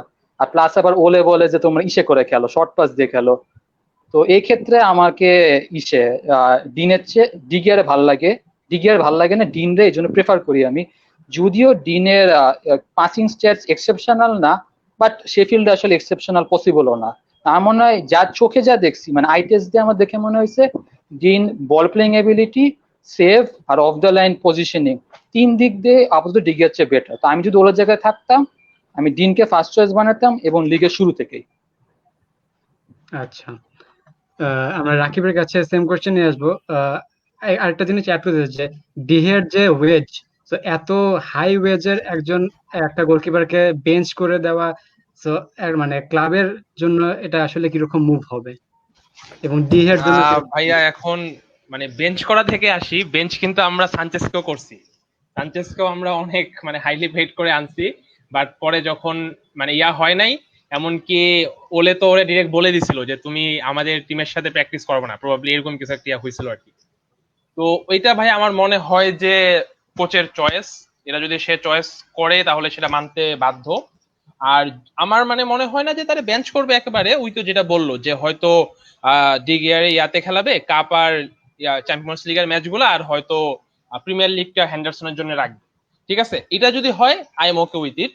বাট পার্সোনালি আমার ফিলিংস বলে যেটা, সেটা হচ্ছে গিয়ে যে ওলে ডিগের উপর এইবার এই সিজনে পুরোপুরি ভরসা রাখবে এবং সে হ্যান্ডারসনকে সেকেন্ড জিকে হিসেবে রাখতে যাচ্ছে, হয়তো রোমেরও কোথাও মুভ করবে আর কি, অল্প দামে হলো বিক্রি করে দিবে। কিন্তু এই ডিসিশনটা যদি ওলে নেয়, আমি সামহাও এইটার এগেনস্টে আর কি। মানে আমার কাছে মনে হয় either make Henderson your first choice GK or মানে get him a good loan in some good clubs, that's it. মানে কোনো ভালো একটা ক্লাবে পাঠাও, সে সেখানে ফুল মানে প্রিমিয়ার লিগের 38টা ম্যাচ খেলুক, অথবা তুমি তারে প্রিমিয়ার লিগে 38টা ম্যাচ খেলাও। আমার কাছে মনে হয় যদি মানে ওলে ডিসিশন নেয় যে না আমরা ওরে এবার না খেলায় বেঞ্চে রেখে সেকেন্ড চয়েস রাখবো, যেটা হবে আলটিমেটলি ডিহিয়া হয়তো একটু ভালো করবে, নেক্সট সিজনে আবার ডিহিই খেলবে, আলটিমেটলি হ্যান্ডারসন দেখা যাবে 2-3 সিজন বেঞ্চে বসছে, দেখা যাবে ইংল্যান্ডের টিম থেকেও আস্তে আস্তে নেমে যাবে নিচে। মানে এইভাবে একটা লাইক অনেক খারাপ কিছুই ঘটতে পারে, এবং এটা আগে দেখছি অনেক প্লেয়ারের সাথে, বিশেষ করে গোলকিপার পজিশন অনেক বেশি হয়। যেমন আগে পিকফোর্ড ছিল, পোপ ছিল, এরকম অনেক প্লেয়ারই হঠাৎ হঠাৎ করে উঠছে, উঠে পরে আবার ডাউনও খেয়ে গেছে। তো আমার কাছে মনে হয় যে আসলে যদি ওলে যেটা চুজ করবে না, ওলে স্টিল ডিহিয়ার উপরে ভরসা রাখবে, আমি এটা ড্যাম শিওর। এবং যদি এটা রেখে সে অ্যাকচুয়ালি হ্যান্ডারসনকে বেঞ্চে বসায় সিজনটা পার করায়, তাহলে এটা হ্যান্ডারসনের কেরিয়ারের জন্য এই সিজনটা মানে অনেক বাজে এফেক্ট ফেলবে। যেমন কয়েকদিন আগে প্রবাবলি সিয়াম একটা পোস্ট করছিল ওই যে আমাদের ইয়াকে নিয়ে, মানে বার্সেলোনার বোজানকে নিয়ে। বোজানের খেলা আমি দেখি নাই, সিয়ামের পোস্ট থেকে সম্ভবত জানছি ওর নামে ওর সম্বন্ধে। বাট এই জিনিসটা কিন্তু অনেক প্লেয়ারের ক্ষেত্রে, হ্যাঁ সিয়াম, আচ্ছা তো এই আচ্ছা হইতে পারে, যাই হোক। তো এই জিনিসটা কিন্তু মানে আমাদের ইউনাইটেডে আমি দেখছি অনেক প্লেয়ারের সাথে করছে। আমরা ইয়ানো যাই থেকে শুরু করে অনেক প্লেয়ার এরকম মানে 1-2 সিজন অনেক ভালো খেলছে, অনেক হাইপ উঠছে, অনেক পেপারে লেখা উঠছে, একদম ফাটাইয়া ফুটাইয়া ফেলবে। লিঙ্গার্ডকে এক সময় আমরা অনেক হাইলি রেট করতেছিলাম, ঠিক আছে। তো এটা কিন্তু সবাই ডাউন করছে। মানে লিঙ্গার্ড তো একসময় ওই যে মরিন হোট টাইমে ও নাইমি গোল করতো। লিঙ্গার্ড একসময় ভালো, লিনগার্ড কত মানে সাবে নাইমো কত ম্যাচে গোল টোল দিয়ে কত কিছু করে দিচ্ছে। তো লিনগার্ড হলো দাবি আর পেরেরা হলো ইনিয়েস্তা। হ্যাঁ রাজিন ভালো বলছে। তো এই জিনিসটা আমি ইউনাইটেড অনেক বেশি লিঙ্গার্ড মেসির মতো খেলতো। তো এই জিনিসটা ভাই ইউনাইটেড বেশি দেখছি বলেই মানে ইউনাইটেডটার নিয়ে ভয় লাগে। মানে পার্সোনালি আমি একদম লিস্ট করে বলি, হ্যান্ডারসন, গ্রিনউড, উইলিয়ামস, ম্যাকটোমিনে। আমি এই 4টা প্লেয়ার নিয়ে অনেক বেশি ভয় পাই, যে 4টা প্লেয়ারে আমরা যেভাবে রেট করতেছি শুধুমাত্র চান্সের অভাবে, এই 4টা প্লেয়ারের একটা প্লেয়ারও এক সময় আমাদের ফার্স্ট টিম প্লেয়ার হইতে পারবে না, অথচ চান্স পাইলে 4 জনই অনেক ওয়ার্ল্ড ক্লাস হইতে পারতো। তো এইখানে আমার ভাই মনে হয় যেটা বললাম, যে আইদার তুমি হ্যান্ডারসনের ফার্স্ট চয়েস হিসেবে রাখো, অথবা তুমি দেহিয়ারি ফার্স্ট চয়েস রেখে হ্যান্ডারসনের লোনে পাঠাও। কিন্তু যদি এই জিনিসটা না করে, তাহলে আমার মনে হয় কারো না কারো ক্যারিয়ারে মানে ওলে খারাপ কিছু ঘটাইতে যাইতেছে আর কি। যদিও আমি আমার ম্যানেজারের পক্ষে অলওয়েজ, ম্যানেজার যা করে তাই রাইট, বাট স্টিল আমার মনে হয় একটা প্লেয়ারের ক্যারিয়ার কিছুটা হইলেও নষ্ট হইতে পারে এই এক সিজনে ওলের ডিসিশনের উপর নির্ভর করে। আচ্ছা, সো আমরা আচ্ছা আরেকটা কোশ্চেন আসছে যে any alternative to Sancho that you want. So আমরা সিএম এর কাছে শুনতে চাই।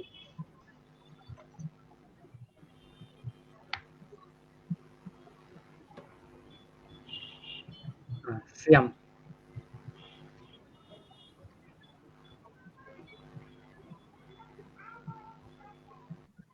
আচ্ছা সিয়াম খুব সম্ভবত সিমেন্ট নেটওয়ার্ক সমস্যা। আমরা তাহমিদের কাছে শিফট করি।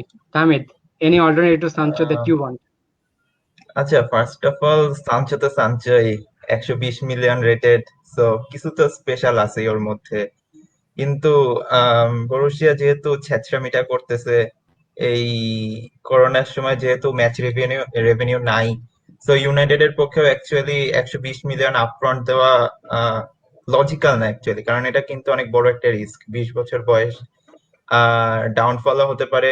সো ডাউনফল হলে কিন্তু একেবারে 120 মিলিয়ন পুরা জলে। সো সানচোর যেটা রিপ্লেসমেন্ট আমি বলবো যে অ্যাকচুয়ালি নাই, যেটা বর্তমান ফুটবলের রাইট উইং কিন্তু অনেক কম আছে। আমি যেটা বলবো যে এখন যদি সানচোকে কিনতে না পারে, আপাতত বায়ার্নের কোমান বা জুভেন্টাসের ডগলাস কস্তাকে লোনে এনে খেলানো হোক এবং পরবর্তী সিজনে সানচোর জন্য আবার ট্রাই করা হোক। আচ্ছা, যে দুইজন বললো দুইজনই তো মোটামুটি ইনজুরি প্রোন অনেক। হ্যাঁ, এই জন্যই আর কি লোনে বলেছি, কারণ যদি পার্মানেন্ট ট্রান্সফার করি ডেম্বেলের মতো একটা অবস্থা হবে, হসপিটাল বিল দিতে দিতে ফকির হয়ে যাবে ইউনাইটেড। আচ্ছা, সো আমরা তাহমিদের সাথে যেহেতু আছি, তাহমিদের সাথে কমেন্টটা আমরা অ্যান্সার করি যে how United is gonna line up with the likes of Pogba, Bruno, de Beek, McTominay, Matic and Fred. I guess আমরা এটা ডিসকাস করে আসছি, তাও একটা ব্রিফ যদি একটু বলতা ব্রিফলি। ব্রুনো আর পগবা তো অবভিয়াসলি স্টার্টার হবে। এখন একটা কোয়েশ্চেন যে ডিএম কে হবে, সো আমি বলবো এক্সপিরিয়েন্সের দিক থেকে ম্যাটিচ অনেক আগে থাকবে। আর ভ্যান্ডিবিক যেহেতু একটু শেকি লাগে আমার কাছে, আহ, একটু প্রেস করলে বল হারানোর টেন্ডেন্সিটা বেশি, সো ডিএম খেলানোটা ভ্যান্ডিবিককে বেশ ভালোই রিস্কি এক কথায় বলা যায়।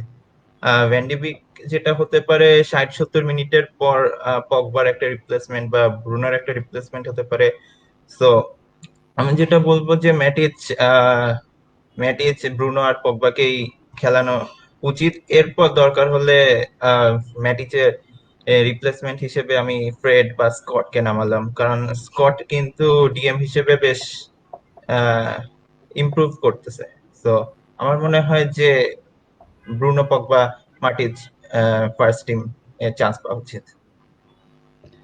আচ্ছা, তো নাফি, আমরা সানচো সানচো টপিকে ছিলাম, আবার সানচো টপিকে ব্যাক করি যে সানচোর অল্টারনেটিভ হিসেবে আসলে এখন অত ভালো উইঙ্গার মার্কেটে নাই।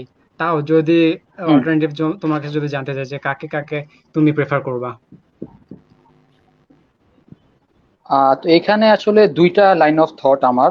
একটা হলো যে সানচোকে যদি আমরা এ সামারে না কিনি, নেক্সট সামারে কিন্তু মানে ভালো চান্স আছে অন্য ক্লাবগুলো ফাইন্যান্সিয়ালি স্টেবল হয়ে যাবে এবং সানচোর জন্য অফার করবে। এখন রিয়াল মাদ্রিদ বার্সেলোনার কোনো কনক্রিট ইন্টারেস্ট নাই, বাট সানচো যদি আবার 20 গোল প্লাস 20 অ্যাসিস্ট পায়, রিয়াল মাদ্রিদও বসে থাকার মতো টিম না আমার কাছে লাগে। লিভারপুলও যদি টাকা জোগাড় করতে পারে ওর অফার করবে আমার যেটা মনে হয়। তো যদি আমাদের সানচো যদি এই সিজনে আমরা কোনো চান্সই না পাই, তাহলে আমাদের বিগ ইনভেস্টমেন্ট করা লাগবে। তো এই ক্ষেত্রে রোমার জানিওলো ও রাইট উইং হিসাবে অনেক রোমা ফ্যান, ইটালিয়ান ফ্যান অনেক হাইপ ওকে নিয়ে। তো এটা ইউজুয়ালি অনেক সময় ইটালিয়ান ফ্যান যারা নিয়ে হাইপ এটা ব্যাকফায়ার করে, বাট আমার দেখে লাগছে যে is the real deal. So যদি আমরা বিগ ইনভেস্টমেন্ট করতে চাই রাইট উইং এ, তাহলে আমি বলবো জানিওলো ও 60-80 মিলিয়ন লেগে যাবে এখানে। বাট উডওয়ার্ড হয়তো ঠিক করলো যে না, আমরা নেক্সট সামার সানচোর জন্য আবার ট্রাই আউট করবো, এ সামারে আমরা একটা ছোটখাটো একটা ডিল করি কারো।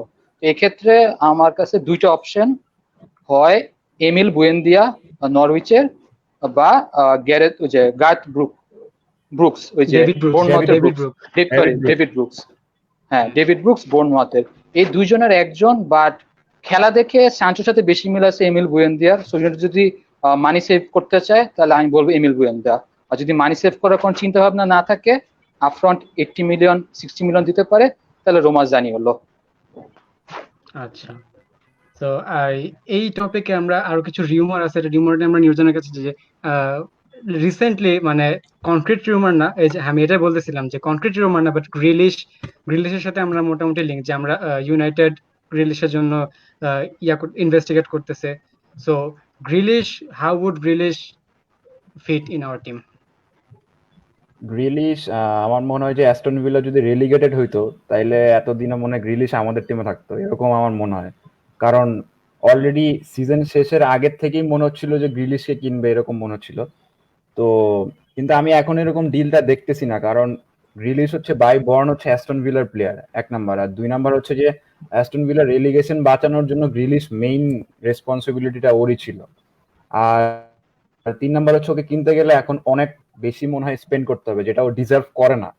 গ্রিলিশ কিন্তু ভালো খেলে, কিন্তু মানে একদম ওয়ার্ল্ড বিটার হয়ে গেছে, ও সব ম্যাচে অনেক ভালো পারফর্ম করবে এরকম প্লেয়ার কিন্তু গ্রিলিশ এখনো হয় নাই, আমার এটা মনে হয় আর কি। তো ইউনাইটেড নিতে পারে, কিন্তু গ্রিলিশ কিন্তু লাস্টের দিকে মোস্টলি লেফট উইং এ খেলছে। রাইট উইং এ গ্রিলিশ আমি প্রিফার করি না, কারণ রাইট উইং এ ওকে অত দেখি নাই, আমি মোস্টলি লেফটের দিকে দেখছি গ্রিলিশকে, কিন্তু অ্যাজ এ প্লেয়ার ভালো। আর সানচোর যেটা বললাম যে ওই যে বলছে যে সানচো ছাড়া অন্য কেউ হইতে পারে কিনা, আমার মনে হয় যে ইউনাইটেড এখন এমন একটা জায়গায় আছে যে অন্য কেউ ওই যে অন্য কাউকে এনে কিনবো এরকম আসলে মনে হয় ঠিক হবে না, কারণ এখন আমাদের টিমে একটা ওয়ার্ল্ড বিটার রাইট উইঙ্গার লাগবে। তুমি অন্য কাউকে যদি আনি, তাহলে আনার পরে কি হবে যে ও হয়তো হঠাৎ 2-1 ম্যাচ পারফর্ম করবে, আমরাও খুব লাফালাফি করবো, আরে একটা ভালো প্লেয়ার পাইছে এই সে, কিন্তু মেইন ম্যাচে গিয়ে হারাই যাবে। তো আমার মনে হয় যে এখন যদি প্রিমিয়ার লিগ টাইটেলের জন্য যাইতে হয় অথবা কোনো একটা ট্রফি জিততে হয়, ট্রফি জিততে হলে ট্রফি জিতার মতো প্লেয়ার লাগবে। তো ওই রকম উইঙ্গার এখন আমার মনে হয় সানচো ছাড়া আর কেউ নাই। যে কস্তা বললো বা ডেভিড ব্রুকস বললো, ডেভিড ব্রুকস প্লেয়ারটা ভালো গেল, আমি লাস্টের দিকে দেখছি, কিন্তু ওরা হচ্ছে ছোট টিমের প্লেয়ার। এটা বুঝতে হবে যে ছোট টিমের প্লেয়ারদের প্রেসার আর বড় টিমের প্লেয়ারদের প্রেসার হচ্ছে একটু আলাদা থাকে। ইউনাইটেডের প্রেসারটা সবাই নিতে পারবে না। ডেভিড ব্রুকস ওখান থেকে এসে হঠাৎ করে ইউনাইটেডের জার্সি পরে খুব ভালো পারফর্ম করবে আমি এরকম আশা করি না, কারণ এই প্রেসারটাই অন্যরকম। তার উপরে হচ্ছে ইউনাইটেডের রাইট উইং এর প্রবলেমটা অনেক দিন ধরে। এখন যেই আসবে তার উপরই বোঝা চাপাই দিব আমরা যে ওই আমাদের বেস্ট প্লেয়ার, ওই আমাদের অনেক কিছু দিবে, ট্রফি আমাদের ওই জিতাবে, এরকম একটা মেন্টালিটি আমাদের হবে। আমার মনে হয় যে ওই জিনিসটা সানচোই ভালো নিতে পারবে। তো আমার মনে হয় যে এই সিজনে না কিনলে নেক্সট সিজনে ওই যে লিভারপুল বললো, আমার মনে হয় লিভারপুল মনে হয় মাস্ট বিট করবে সানচোর জন্য নেক্সট সিজনে, এই সিজনে যদি আমরা না কিনতে পারি। আর সানচো এমন একটা প্লেয়ার আমার মনে হয় যে এই সিজনে মিস করলে নেক্সট সিজনে ইউনাইটেড পাবে কিনা আমার সন্দেহ আছে। তো আমি চাই সানচো। গ্রিজম্যান টাইপের একটা অপরচুনিটি যে একবারই আসছিল আমাদের, হ্যাঁ আর হ্যাঁ, কিন্তু গ্রিজম্যান কেনার অপরচুনিটি কিন্তু ওই একবারই হাতে আসছিল। ওইটাই এটা আসলে মিস, সানচো যদি মিস হয় মিস হয় আমরা তাহলে অ্যাটলিস্ট 2-3 বছর পিছিয়ে গেছি। পিছাই গেছি, এটাই বলতেছি। এরকম ইউনাইটেডের অনেক সাইনিং মিস হয়ে গেছে। তা মানে ডেভিস যখন বায়ার্নে গেছে, বায়ার্নের আগে কিন্তু ইউনাইটেডের সাথে লিঙ্কড হয়েছিল, কিন্তু ইউনাইটেড কিনে নেয় ডেভিসকে। এই যে আলফোন্সো ডেভিস লেফট ব্যাকে খেলতেছে, ও এখন কি খেলে, ইউনাইটেড ওকে কেনে নাই, এখন ও বায়ার্নে গিয়ে কি করতেছে কি করতেছে না সব করতেছে। তো এরকম মিস করলে পরে ওই যে আমরা কার মানে চিন্তা করবো যে ওকে কিনলাম না কেন, ও ওয়ার্ল্ড বিটার হয়ে গেছে, এসব চিন্তা করে আসলে কোনো লাভ নাই। কেনার জন্য হইলে ডিরেক্ট কিনতে হবে। এখন হয়তো টাকা বেশি দিতে হবে বা কম দিতে হবে, এখন টাকা দিতে না পারলে অন্য ক্লাব এসে টাকা দিয়ে নিয়ে যাবে, আমরা দেখবো, ওটা অভ্যাস আছে, সমস্যা নাই, ওটা প্যারা হবে না। আচ্ছা, আর একটা, এটা একদম উইক রিউমার হচ্ছে, আজকে ইএসপিএন নিউজ করছে যে Upamecano is link to Manchester United. তো আমরা সিএম এর কাছে চলে যাই। উপমেকানো এটা হবে না আসলে, যদি 42 মিলিয়ন যে রিলিজ কস্ট আছে এটা যদি কেউ করে আমার মনে হয় না এটা মানে কাজ হয়। ESPN কয়দিন পর পর একটা রিমার উঠায়।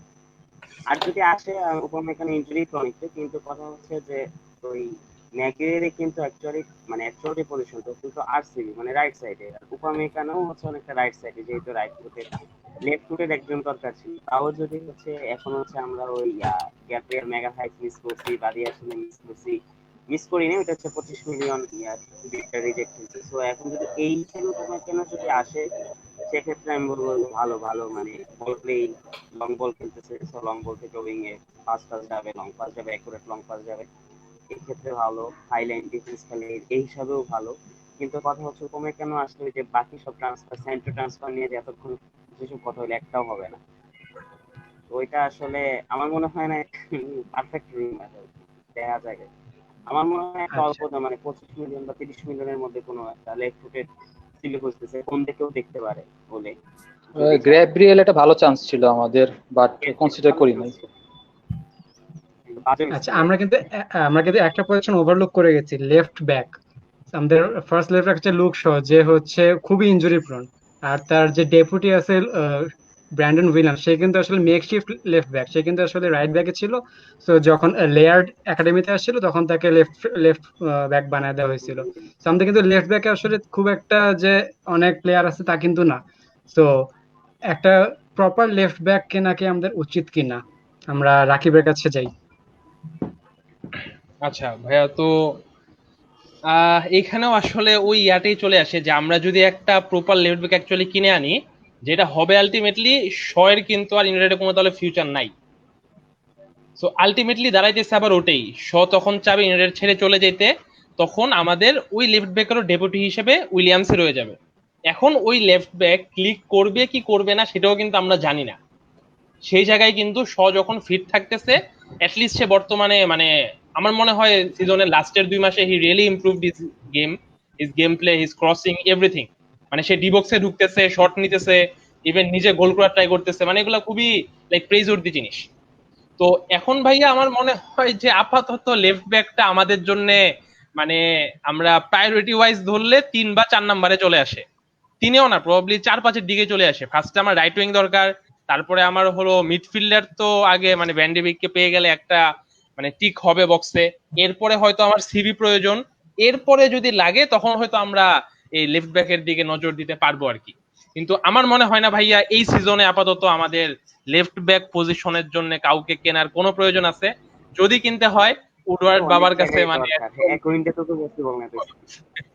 কি সিয়াম, বুঝলাম না কথাটা। অনেক জায়গায় দরকার, যেমন এক উইন্ডে যদি চিন্তা করি যে লেফট ব্যাক, রাইট উইঙ্গার, আমি ওটাই বললাম যে আমাদের উডওয়ার্ড বাবার কাছে একটাই অনুরোধ, ভাই তুই যারে আনিস না আনিস জাস্ট সানচোরে আইনা দে, আর বাকি সবই আছে মনে কর, একটা সানচোরে খালি দে ভাই প্লিজ। ভাই তোর কাছে অনুরোধ করি, অনেক আশা দেখছি, মানে সিজন মানে ট্রান্সফার উইন্ডো শুরুর আগে থেকে আশা দেখতেছি। এর মধ্যে আমাদের মানে কতজন কত সময় বইলেও ফেলছে ভাই হয়ে গেছে হয়ে গেছে হয়ে গেছে, এই হওয়া হওয়া থেকে আটকায় আছে। ঠিক আছে, তো যদি না পারি, যেটা একটু আগে নাফি বললো, যদি নাফি বললো যেটা যে গ্রিজম্যানের যেমন আমরা একবারই চান্স পাইছি, আমারও মনে হয় সানজোর চান্সটা আমরা একবারই পাবো। এবং যদি আমরা মিস করি, যেমন বার্সেলোনা বর্তমানে মানের পিছনে যাইতে পারে, সো বার্সা যদি মানেকে দেখা যায় 120-30 দিয়ে কিনে নিতে চায়, তাহলে কিন্তু আলটিমেটলি ও রিপ্লেসমেন্টে লিভারপুলই কিন্তু পুরা ক্যাশটা ঢেলে ধুপ করে ওকে নিয়ে আসবে। আর লিভারপুল যদি গিয়ে বিট করে, সানচোর একটা ইংলিশ টিম দরকার। যত কাহিনী ওরা করুক না কেন, যে রাশফোর্ডের ভালো বন্ধু, আমাদের হলো এজেন্ট লিনগার্ড কাহিনী করে ফেলছে, এসব কোনো দাম নাই ভাই। ও যখন দেখবি লিভারপুলের মতো টিম আমাদের চাচ্ছে, সানচো ডিরেক্টলি ওখানে চলে যাবে। সো উডওয়ার্ড যদি এইটা সিজনে না করে, সানচোরে আমরা কখনোই পাচ্ছি না, এবং মনে হয় না আলটিমেটলি সানচোর মানে মতো আর প্লেয়ার তো দেখতেছেও না। তো আলটিমেটলি আগামী 3 বছর রাইটিং ছাড়াই মনে কাটাইতে হবে এই উডওয়ার্ড কি বলে আমাদের গ্রিনউড দিয়ে। আর এখানে একটা বিষয়, একটু আগে সোহান ভাই বললো যে এক উইন্ডোতে সব সম্ভব কিনা, চেলসি ডিসএগ্রি। তো ভাই আসলে মানে চেলসি তো লাইক অনেকটা কাউরান বাজারে সবজি কিনতে যাচ্ছে, তো ওরা জাস্ট বাজারে ঢুকছে যে ভাই আমার এই গরুটা পছন্দ, ওরে পাঠিয়ে দাও, ভাই এই মুরগিটা কত, না ভাই আরেকটু কম রাখো দিয়ে দাও। তো ভাই এমনি প্লেয়ার কেনার কোনো মানে আমি দেখি না। আর চেলসি কেমনি কি করতেছে সেটাও জানি না, মানে লাইক আব্রামোভিচের তো হলো গিয়ে চেলসি কি আদৌ প্ল্যান করে প্লেয়ার কিনছে? প্ল্যান করে এক সিজনে কিভাবে কেউ 6-7টা প্লেয়ার কিনে, এটা তো আমি বুঝি না ভাই। ওই যে একটা ট্রল দেখছিলাম যে মানে চেলসির ল্যাম্পার্ড কি আব্রামোভিচরা যে বলতেছে মানে ওয়াসি ইজ হ্যাপি। আবার একটা 400 না ভাই ঠিক আছে, গত 2 সিজন ওদের উপর দেওয়া যা গেছে, তো এক সিজনে একটু আনন্দ করতেছে, মানে সিজনের শুরুর আগে একটু আনন্দ করে নিক, সিজন শুরু হওয়ার পরে আল্লাহ বাকিটা দেখবে। আমাদের সাথে আল্লাহ আছে, টাকা নাই তো কি হয়েছে। আচ্ছা, তো আরেকটা কোয়েশ্চেন আসছে, তো এই কোয়েশ্চেনটার সাথে আমি আরেকটা কোয়েশ্চেন অ্যাড করে দিতে চাই যে আমাদের একাডেমিক গ্রাজুয়েট এই সিজনে হচ্ছে লেয়ার্ডকে প্রমোট করা হয়েছে, এছাড়া গেলব্রেথ আছে, তারপর গার্নার আছে। তো আমাদের একাডেমি কিন্তু মোটামুটি অনেক ভালো আছে।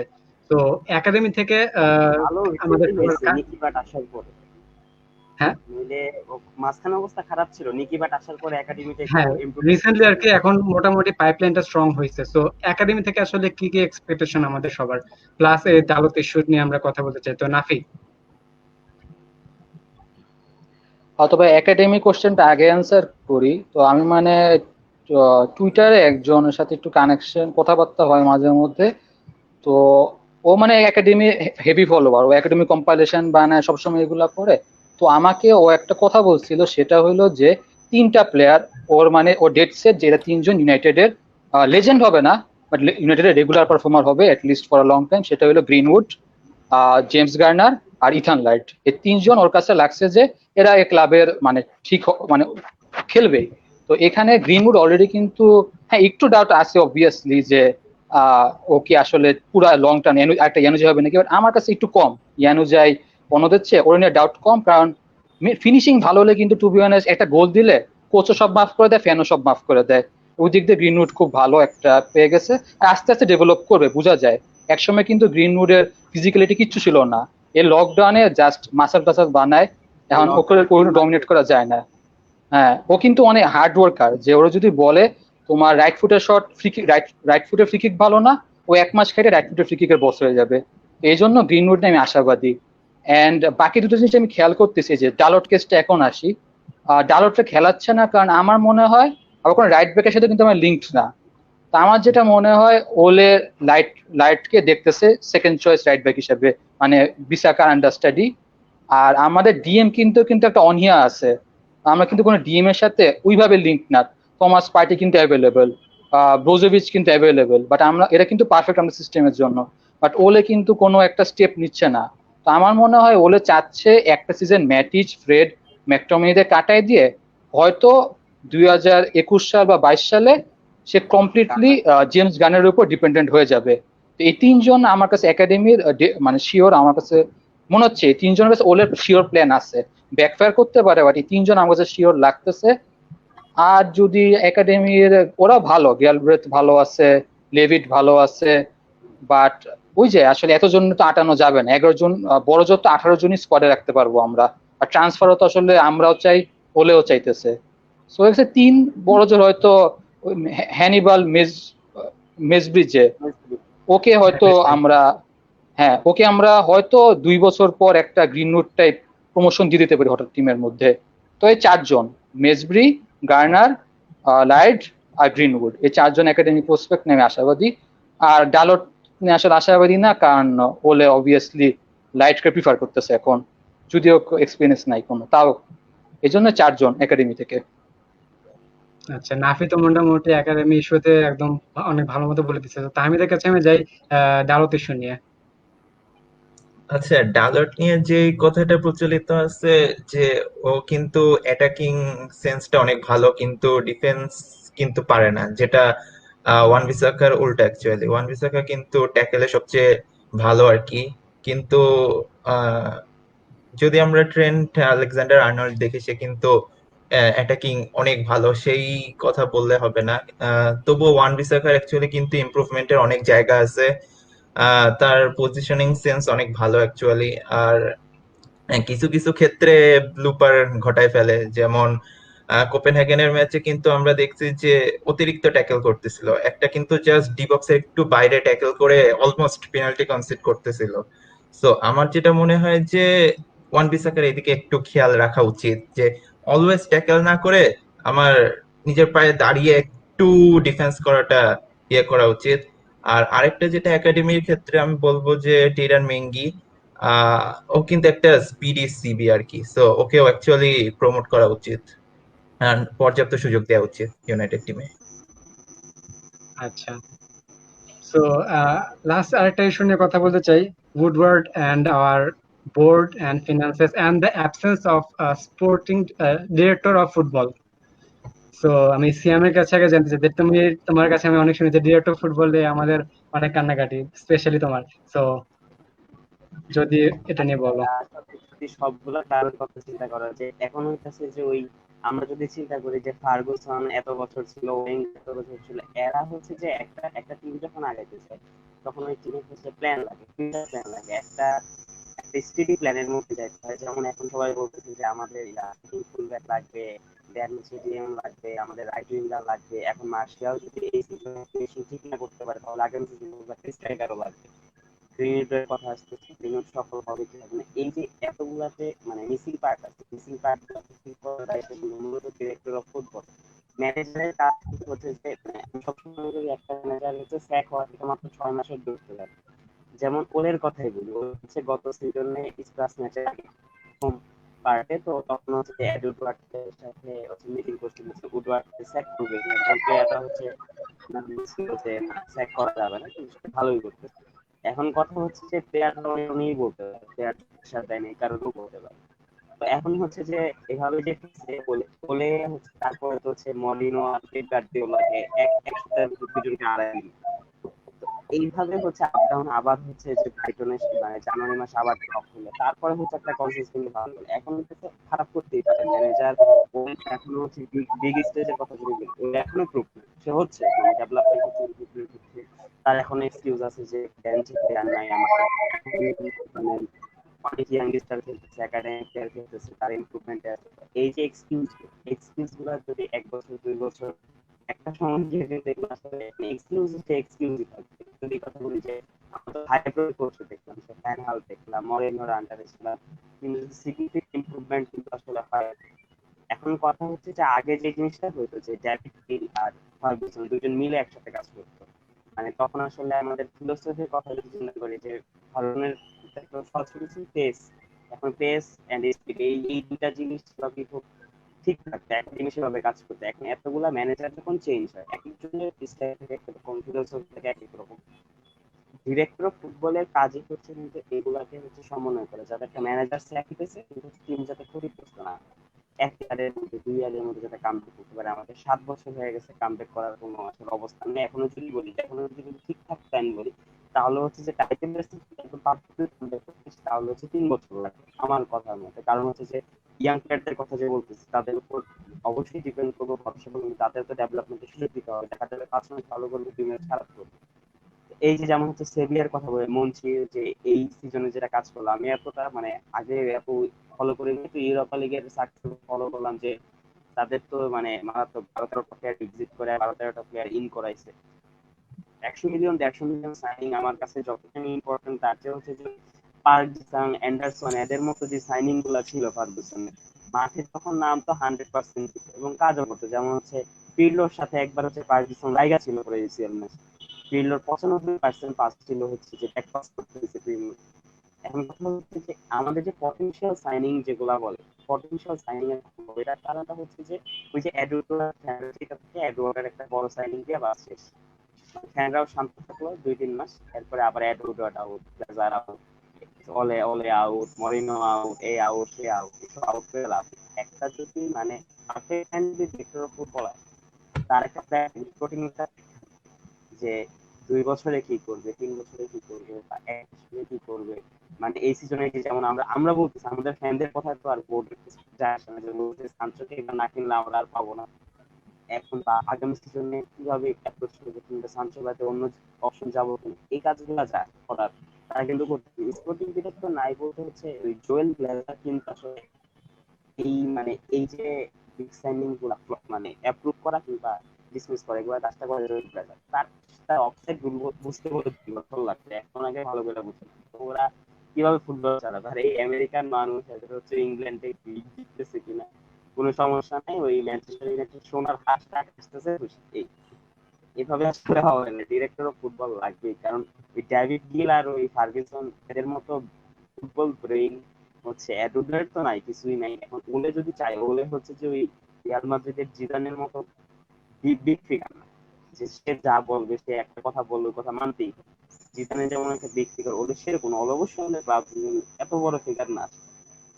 আর এডুডার তো আছে, সে যদি এখন না করে, এখন 6 মাস পরে যদি এখন হচ্ছে যে স্যান্টো যদি না আসলো, বা আসলেও ইনজিউর্ড হইলো, এখন যদি সমস্যাগুলো হইতেই পারে, একটা জিনিস বাজেটও হইতে পারে, সে যদি সাইনিং করছে পিছনে যাইতে পারে, এবার সিজনটা খারাপ চলে গেছে। তো এই যে খারাপ গেল ভালো গেল, এগুলা যে ফাইন্ড আউট করা, সলভ করা, ম্যানেজারের উপরে সব দেওয়া এখন তো দেয় না।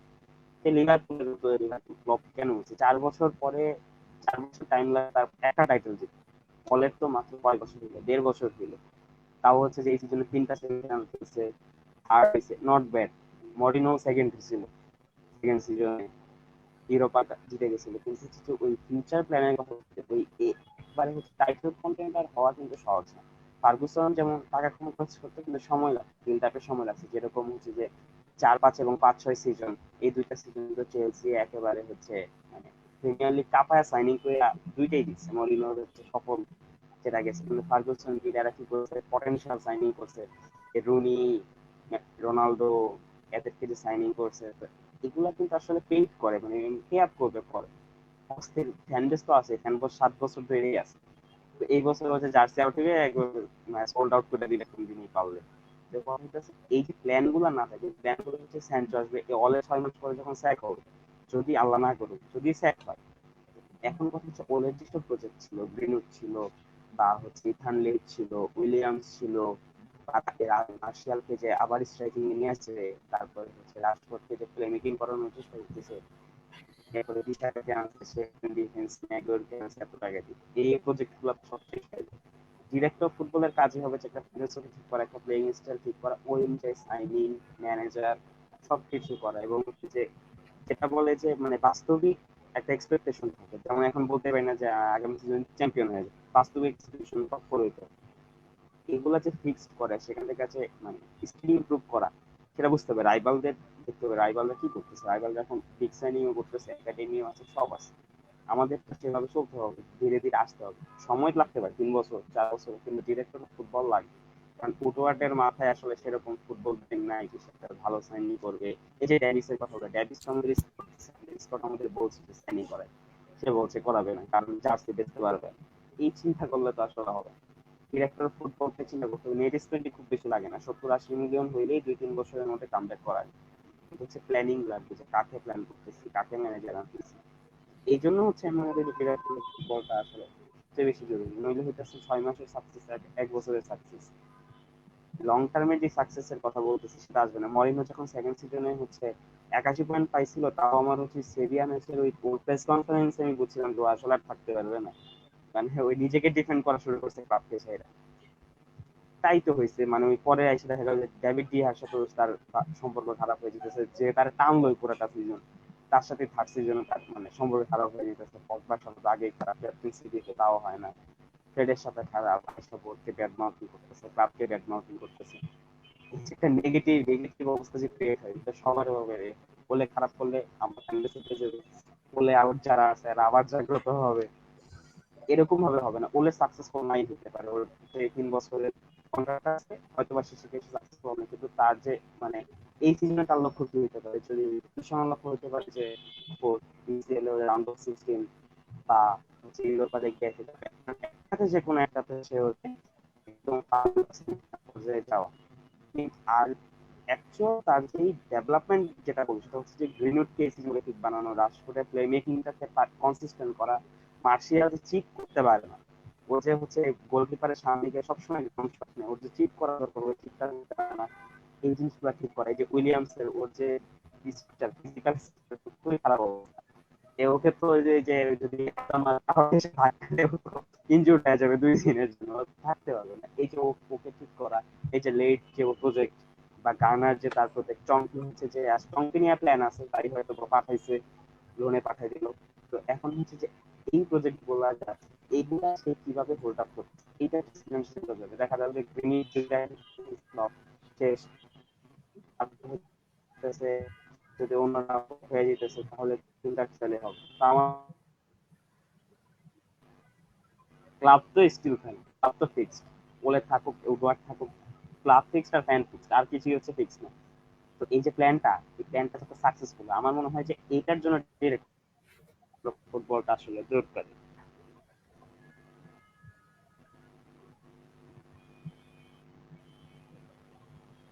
আননের মাইকটা ভাইয়া মানে আনমিউট মিউট। করো। মাইক্রোফোন আচ্ছা, সরি। পিন পয়েন্ট অ্যানালাইসিস পেলাম আমরা সিয়ামের কাছ থেকে। সো আই গেস এটা নিয়ে আর কোনো অবকাশ থাকবে না।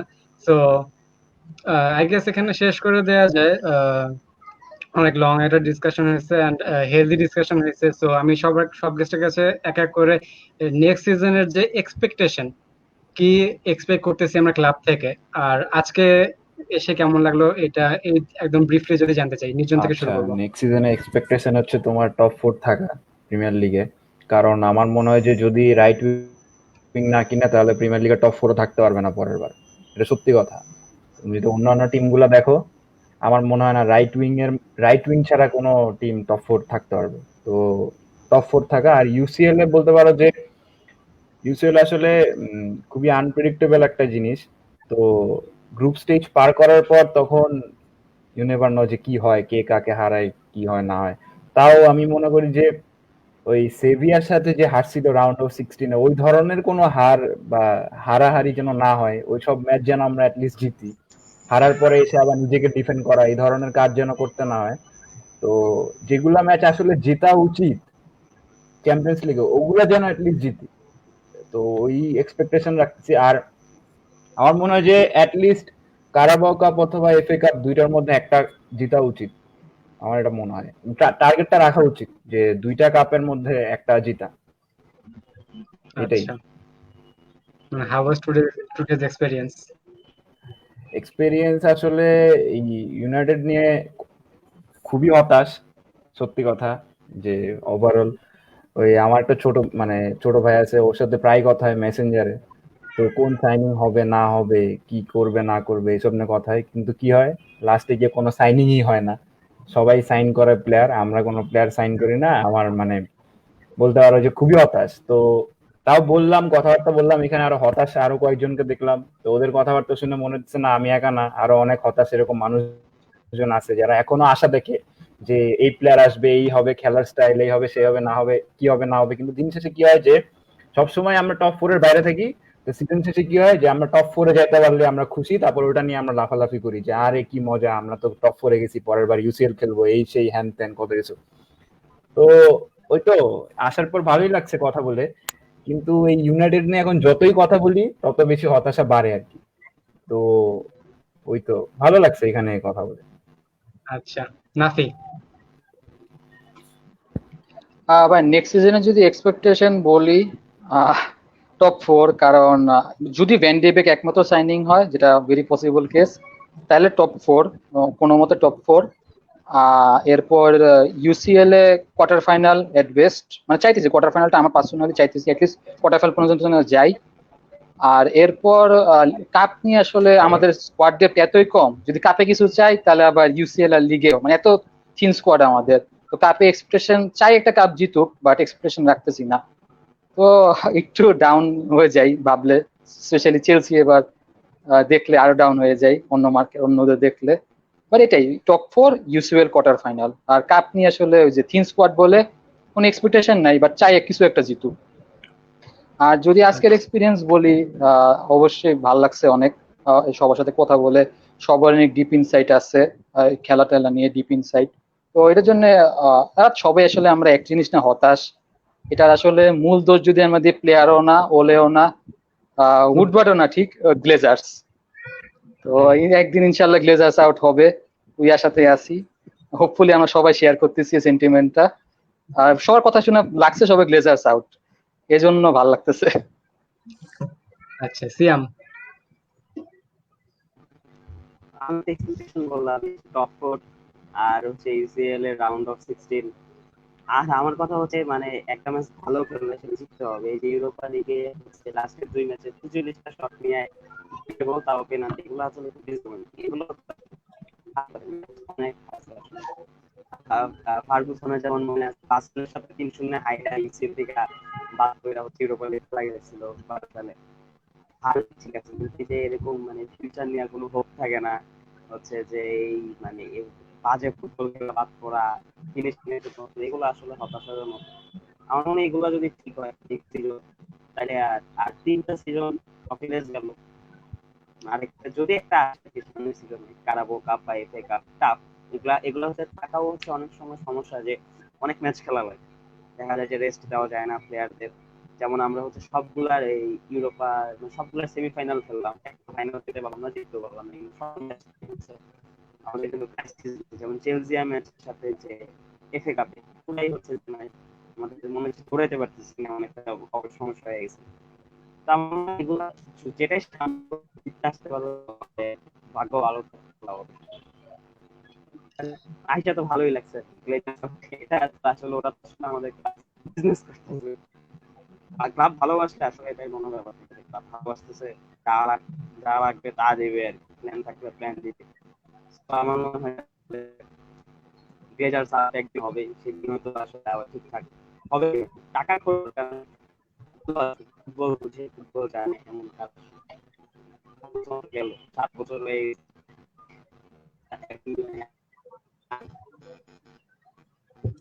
আচ্ছা, সিয়াম খুব সম্ভবত নেটওয়ার্ক সমস্যা করতেছে। আমরা রাকিবের কাছে চলে যাই। রাকিব, নেক্সট সিজনের এক্সপেকটেশন। আচ্ছা, ফার্স্ট অফ অল ভাই আসলে সিজন শুরুর আগে আমার কাছে একটা জিনিস যে somehow if we don't get সানচোর দিস সিজন, মানে 90% ইউনাইটেড ফ্যান সিজন শুরুর আগেই মানে অনেকটা ভিতরে ভিতরে একটা কষ্ট থাকবে। বাইরে বাইরে আমরা মানে হ্যাপি ফেস দেখাবো, বাট ভেতরে ভেতরে deep down we know that like মানে we are not gonna make it. এটা ইউসিএল হোক, এটা প্রিমিয়ার লিগ হোক, টিম যে কি লেভেলের স্ট্রাগল করবে এইটা লাইক উডওয়ার্ড হয়তো বুঝতেছে না, বাট পুরো দুনিয়ার বাকি ইউনাইটেড ছাড়া, ইউনাইটেড ফ্যান ছাড়াও অন্য সবাই বুঝতেছে সানচোকে ছাড়া ইউনাইটেড কি লেভেলের স্ট্রাগল করবে। তো এখন আসলে এক্সপেকটেশন বলতে এতটুকুই চাইবো, সিম্পল খুবই, যদি সানচো আসে তাহলে চাইবো টপ 3 শেষ করি, যদি সানচো না আসে তাহলে আমার মনে হয় টপ 4 শেষ করছে মানে আল্লাহ নিজের হাতে ধরে একটা নিয়ামত দিয়ে দিছে যে ভাই তোরা নেক্সট সিজন ইউসিএল খেল। আর ইউসিএল এ আসলে ভাই হোপ পাই না, কারণ ওই যেটা একটু আগে নির্জন ভাই বললো যে আসলে কার সাথে কখন ড্রতে পড়ে যায় জানি না, বাট অ্যাটলিস্ট এক্সপেক্ট করবো যাতে কোয়ার্টার ফাইনালের পর্যন্ত যেতে পারি, কোয়ার্টার ফাইনালের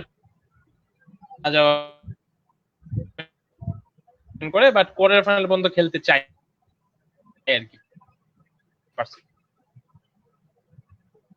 আচ্ছা, আর আজকের মনে হয় কারাবাও কাপের চাইতে পার্সোনালি আমি ফিল করি যে উচিত। আচ্ছা, আমাকে শোনা যাচ্ছে? হ্যাঁ, এখন শোনা যাচ্ছে। হ্যালো, আমি কি? আচ্ছা ঠিক আছে। আর পার্সোনালি আমার কাছে মনে হয় যে এফএ কাপটা ইউনাইটেডের কারাবাও কাপের চাইতে, এরপরও যে কোনো একটা মোটামুটি হ্যাপি থাকবো। আর আরেকটা জিনিস যেটা, সেটা হলো মানে এটা হলো অনেকটা নিজের স্যাটিসফ্যাকশনের জন্য। আমার কাছে আর কি ইয়াং প্লেয়ার গুলা যখন ভালো খেলে আমার কাছে কেন জানি খুব ভালো লাগে, মানে লাইক মানে মনে হয় যে আমার ছোট ভাই ভালো করতেছে, এমন একটা ব্যাপার যে লাইক মানে আমার এখন 21 বছর, ওর বয়স হলো 19 বছর, আচ্ছা আমার তো ছোট ভাই। তো মানে মন থেকে চাই যে এরকম 2-4টা ছোট ভাই এই সিজনে একটু ভালো করুক, যাদেরকে অ্যাটলিস্ট যাতে আমাদের এই ইয়ানুজাই উইলসনদেরকে ঝরে পড়তে না হয়, যে একসময় অনেক হাইপে ছিল পরে হঠাৎ করে শুনতেছি না। আমরা যেরকম মানে গ্রিনউডকে যেরকম আমরা মানে ইয়ার সাথে পার্সির সাথে তুলনা করছি, চাই যে সে অ্যাটলিস্ট পার্সিরা হোক অ্যাটলিস্ট ওই লেভেলে উঠুক। র‍্যাশফোর্ডকে যেমন অনেকে রোনালদো সে তুলনা করে, সে রোনালদো না হোক বাট অ্যাটলিস্ট একটা লেভেলে উঠুক, এটা আর কি মন থেকে। ম্যাকটোমিনেকে যেরকম আমরা অনেক হাইলি রেট করতেছি, তার একটা হাইটও আছে, চাই যে এই প্লেয়ার গুলো আসলে ভালো করুক, কারণ এটা আমার কাছে একটা মানে পার্সোনাল স্যাটিসফ্যাকশন যে ফোর্থ হইছি ডাজন্ট ম্যাটার, বাট অনেক বাজে খেলা থার্ড হইছি, প্লেয়ার খেলতে পারে নাই, বাস পার্ক করছি, মাইরা ধুইরে একটা গোল পাইছি ম্যাচে, এই গোল পেয়ে সবাই খুশি, ভালো লাগে না। আমার কাছে মনে হয় 90 মিনিট ওয়েস্ট হয়েছে। আমি অনেক গ্রুপে দেখি অনেকে সেন্টি খায় যে ভাই জিতছি তো, এত কথা বলার কি আছে? না ভাই, জিতা সবকিছু না, একটা টিমকে খেলা দেখছি এবং চাই যে ওরা এই ভালো খেলাটা কন্টিনিউ করুক। কিন্তু যখন হঠাৎ করে যেরকম বিশেষ করে মরিনহোর টাইমে যেরকম মানে তখন লাইক না পারতে বসে খেলা দেখতাম, কিছু ম্যাচ অনেক জোস খেলতো বাট বেশিরভাগ ম্যাচই মানে একদম মানে দু একটা ভালো খেলা দেখলে খুব ভালো লাগতো, মানে বেশি কিছু পেয়ে ফেলছি। কিন্তু ওলের থেকে চাই যে ওলের টিমটা স্কোয়াডটা যাতে রেগুলার আমাদের এমন একটা এনজয়েবল ম্যাচ দেয়, যেমন এই সিজনেও যেরকম ব্রুনো আসার পরেও প্রথম 4-5 ম্যাচ যাই গেছে, পরের লাস্টের 5-6 ম্যাচ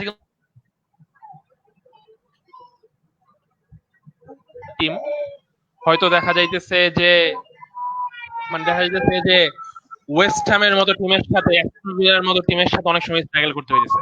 তো এইটা যাতে আর কি সিজনে না হয়, অল ওভার এটাই আর কি চাচ্ছে আর কি। আচ্ছা, তাহমিদের কাছে আমরা শেষ শুনতে চাই।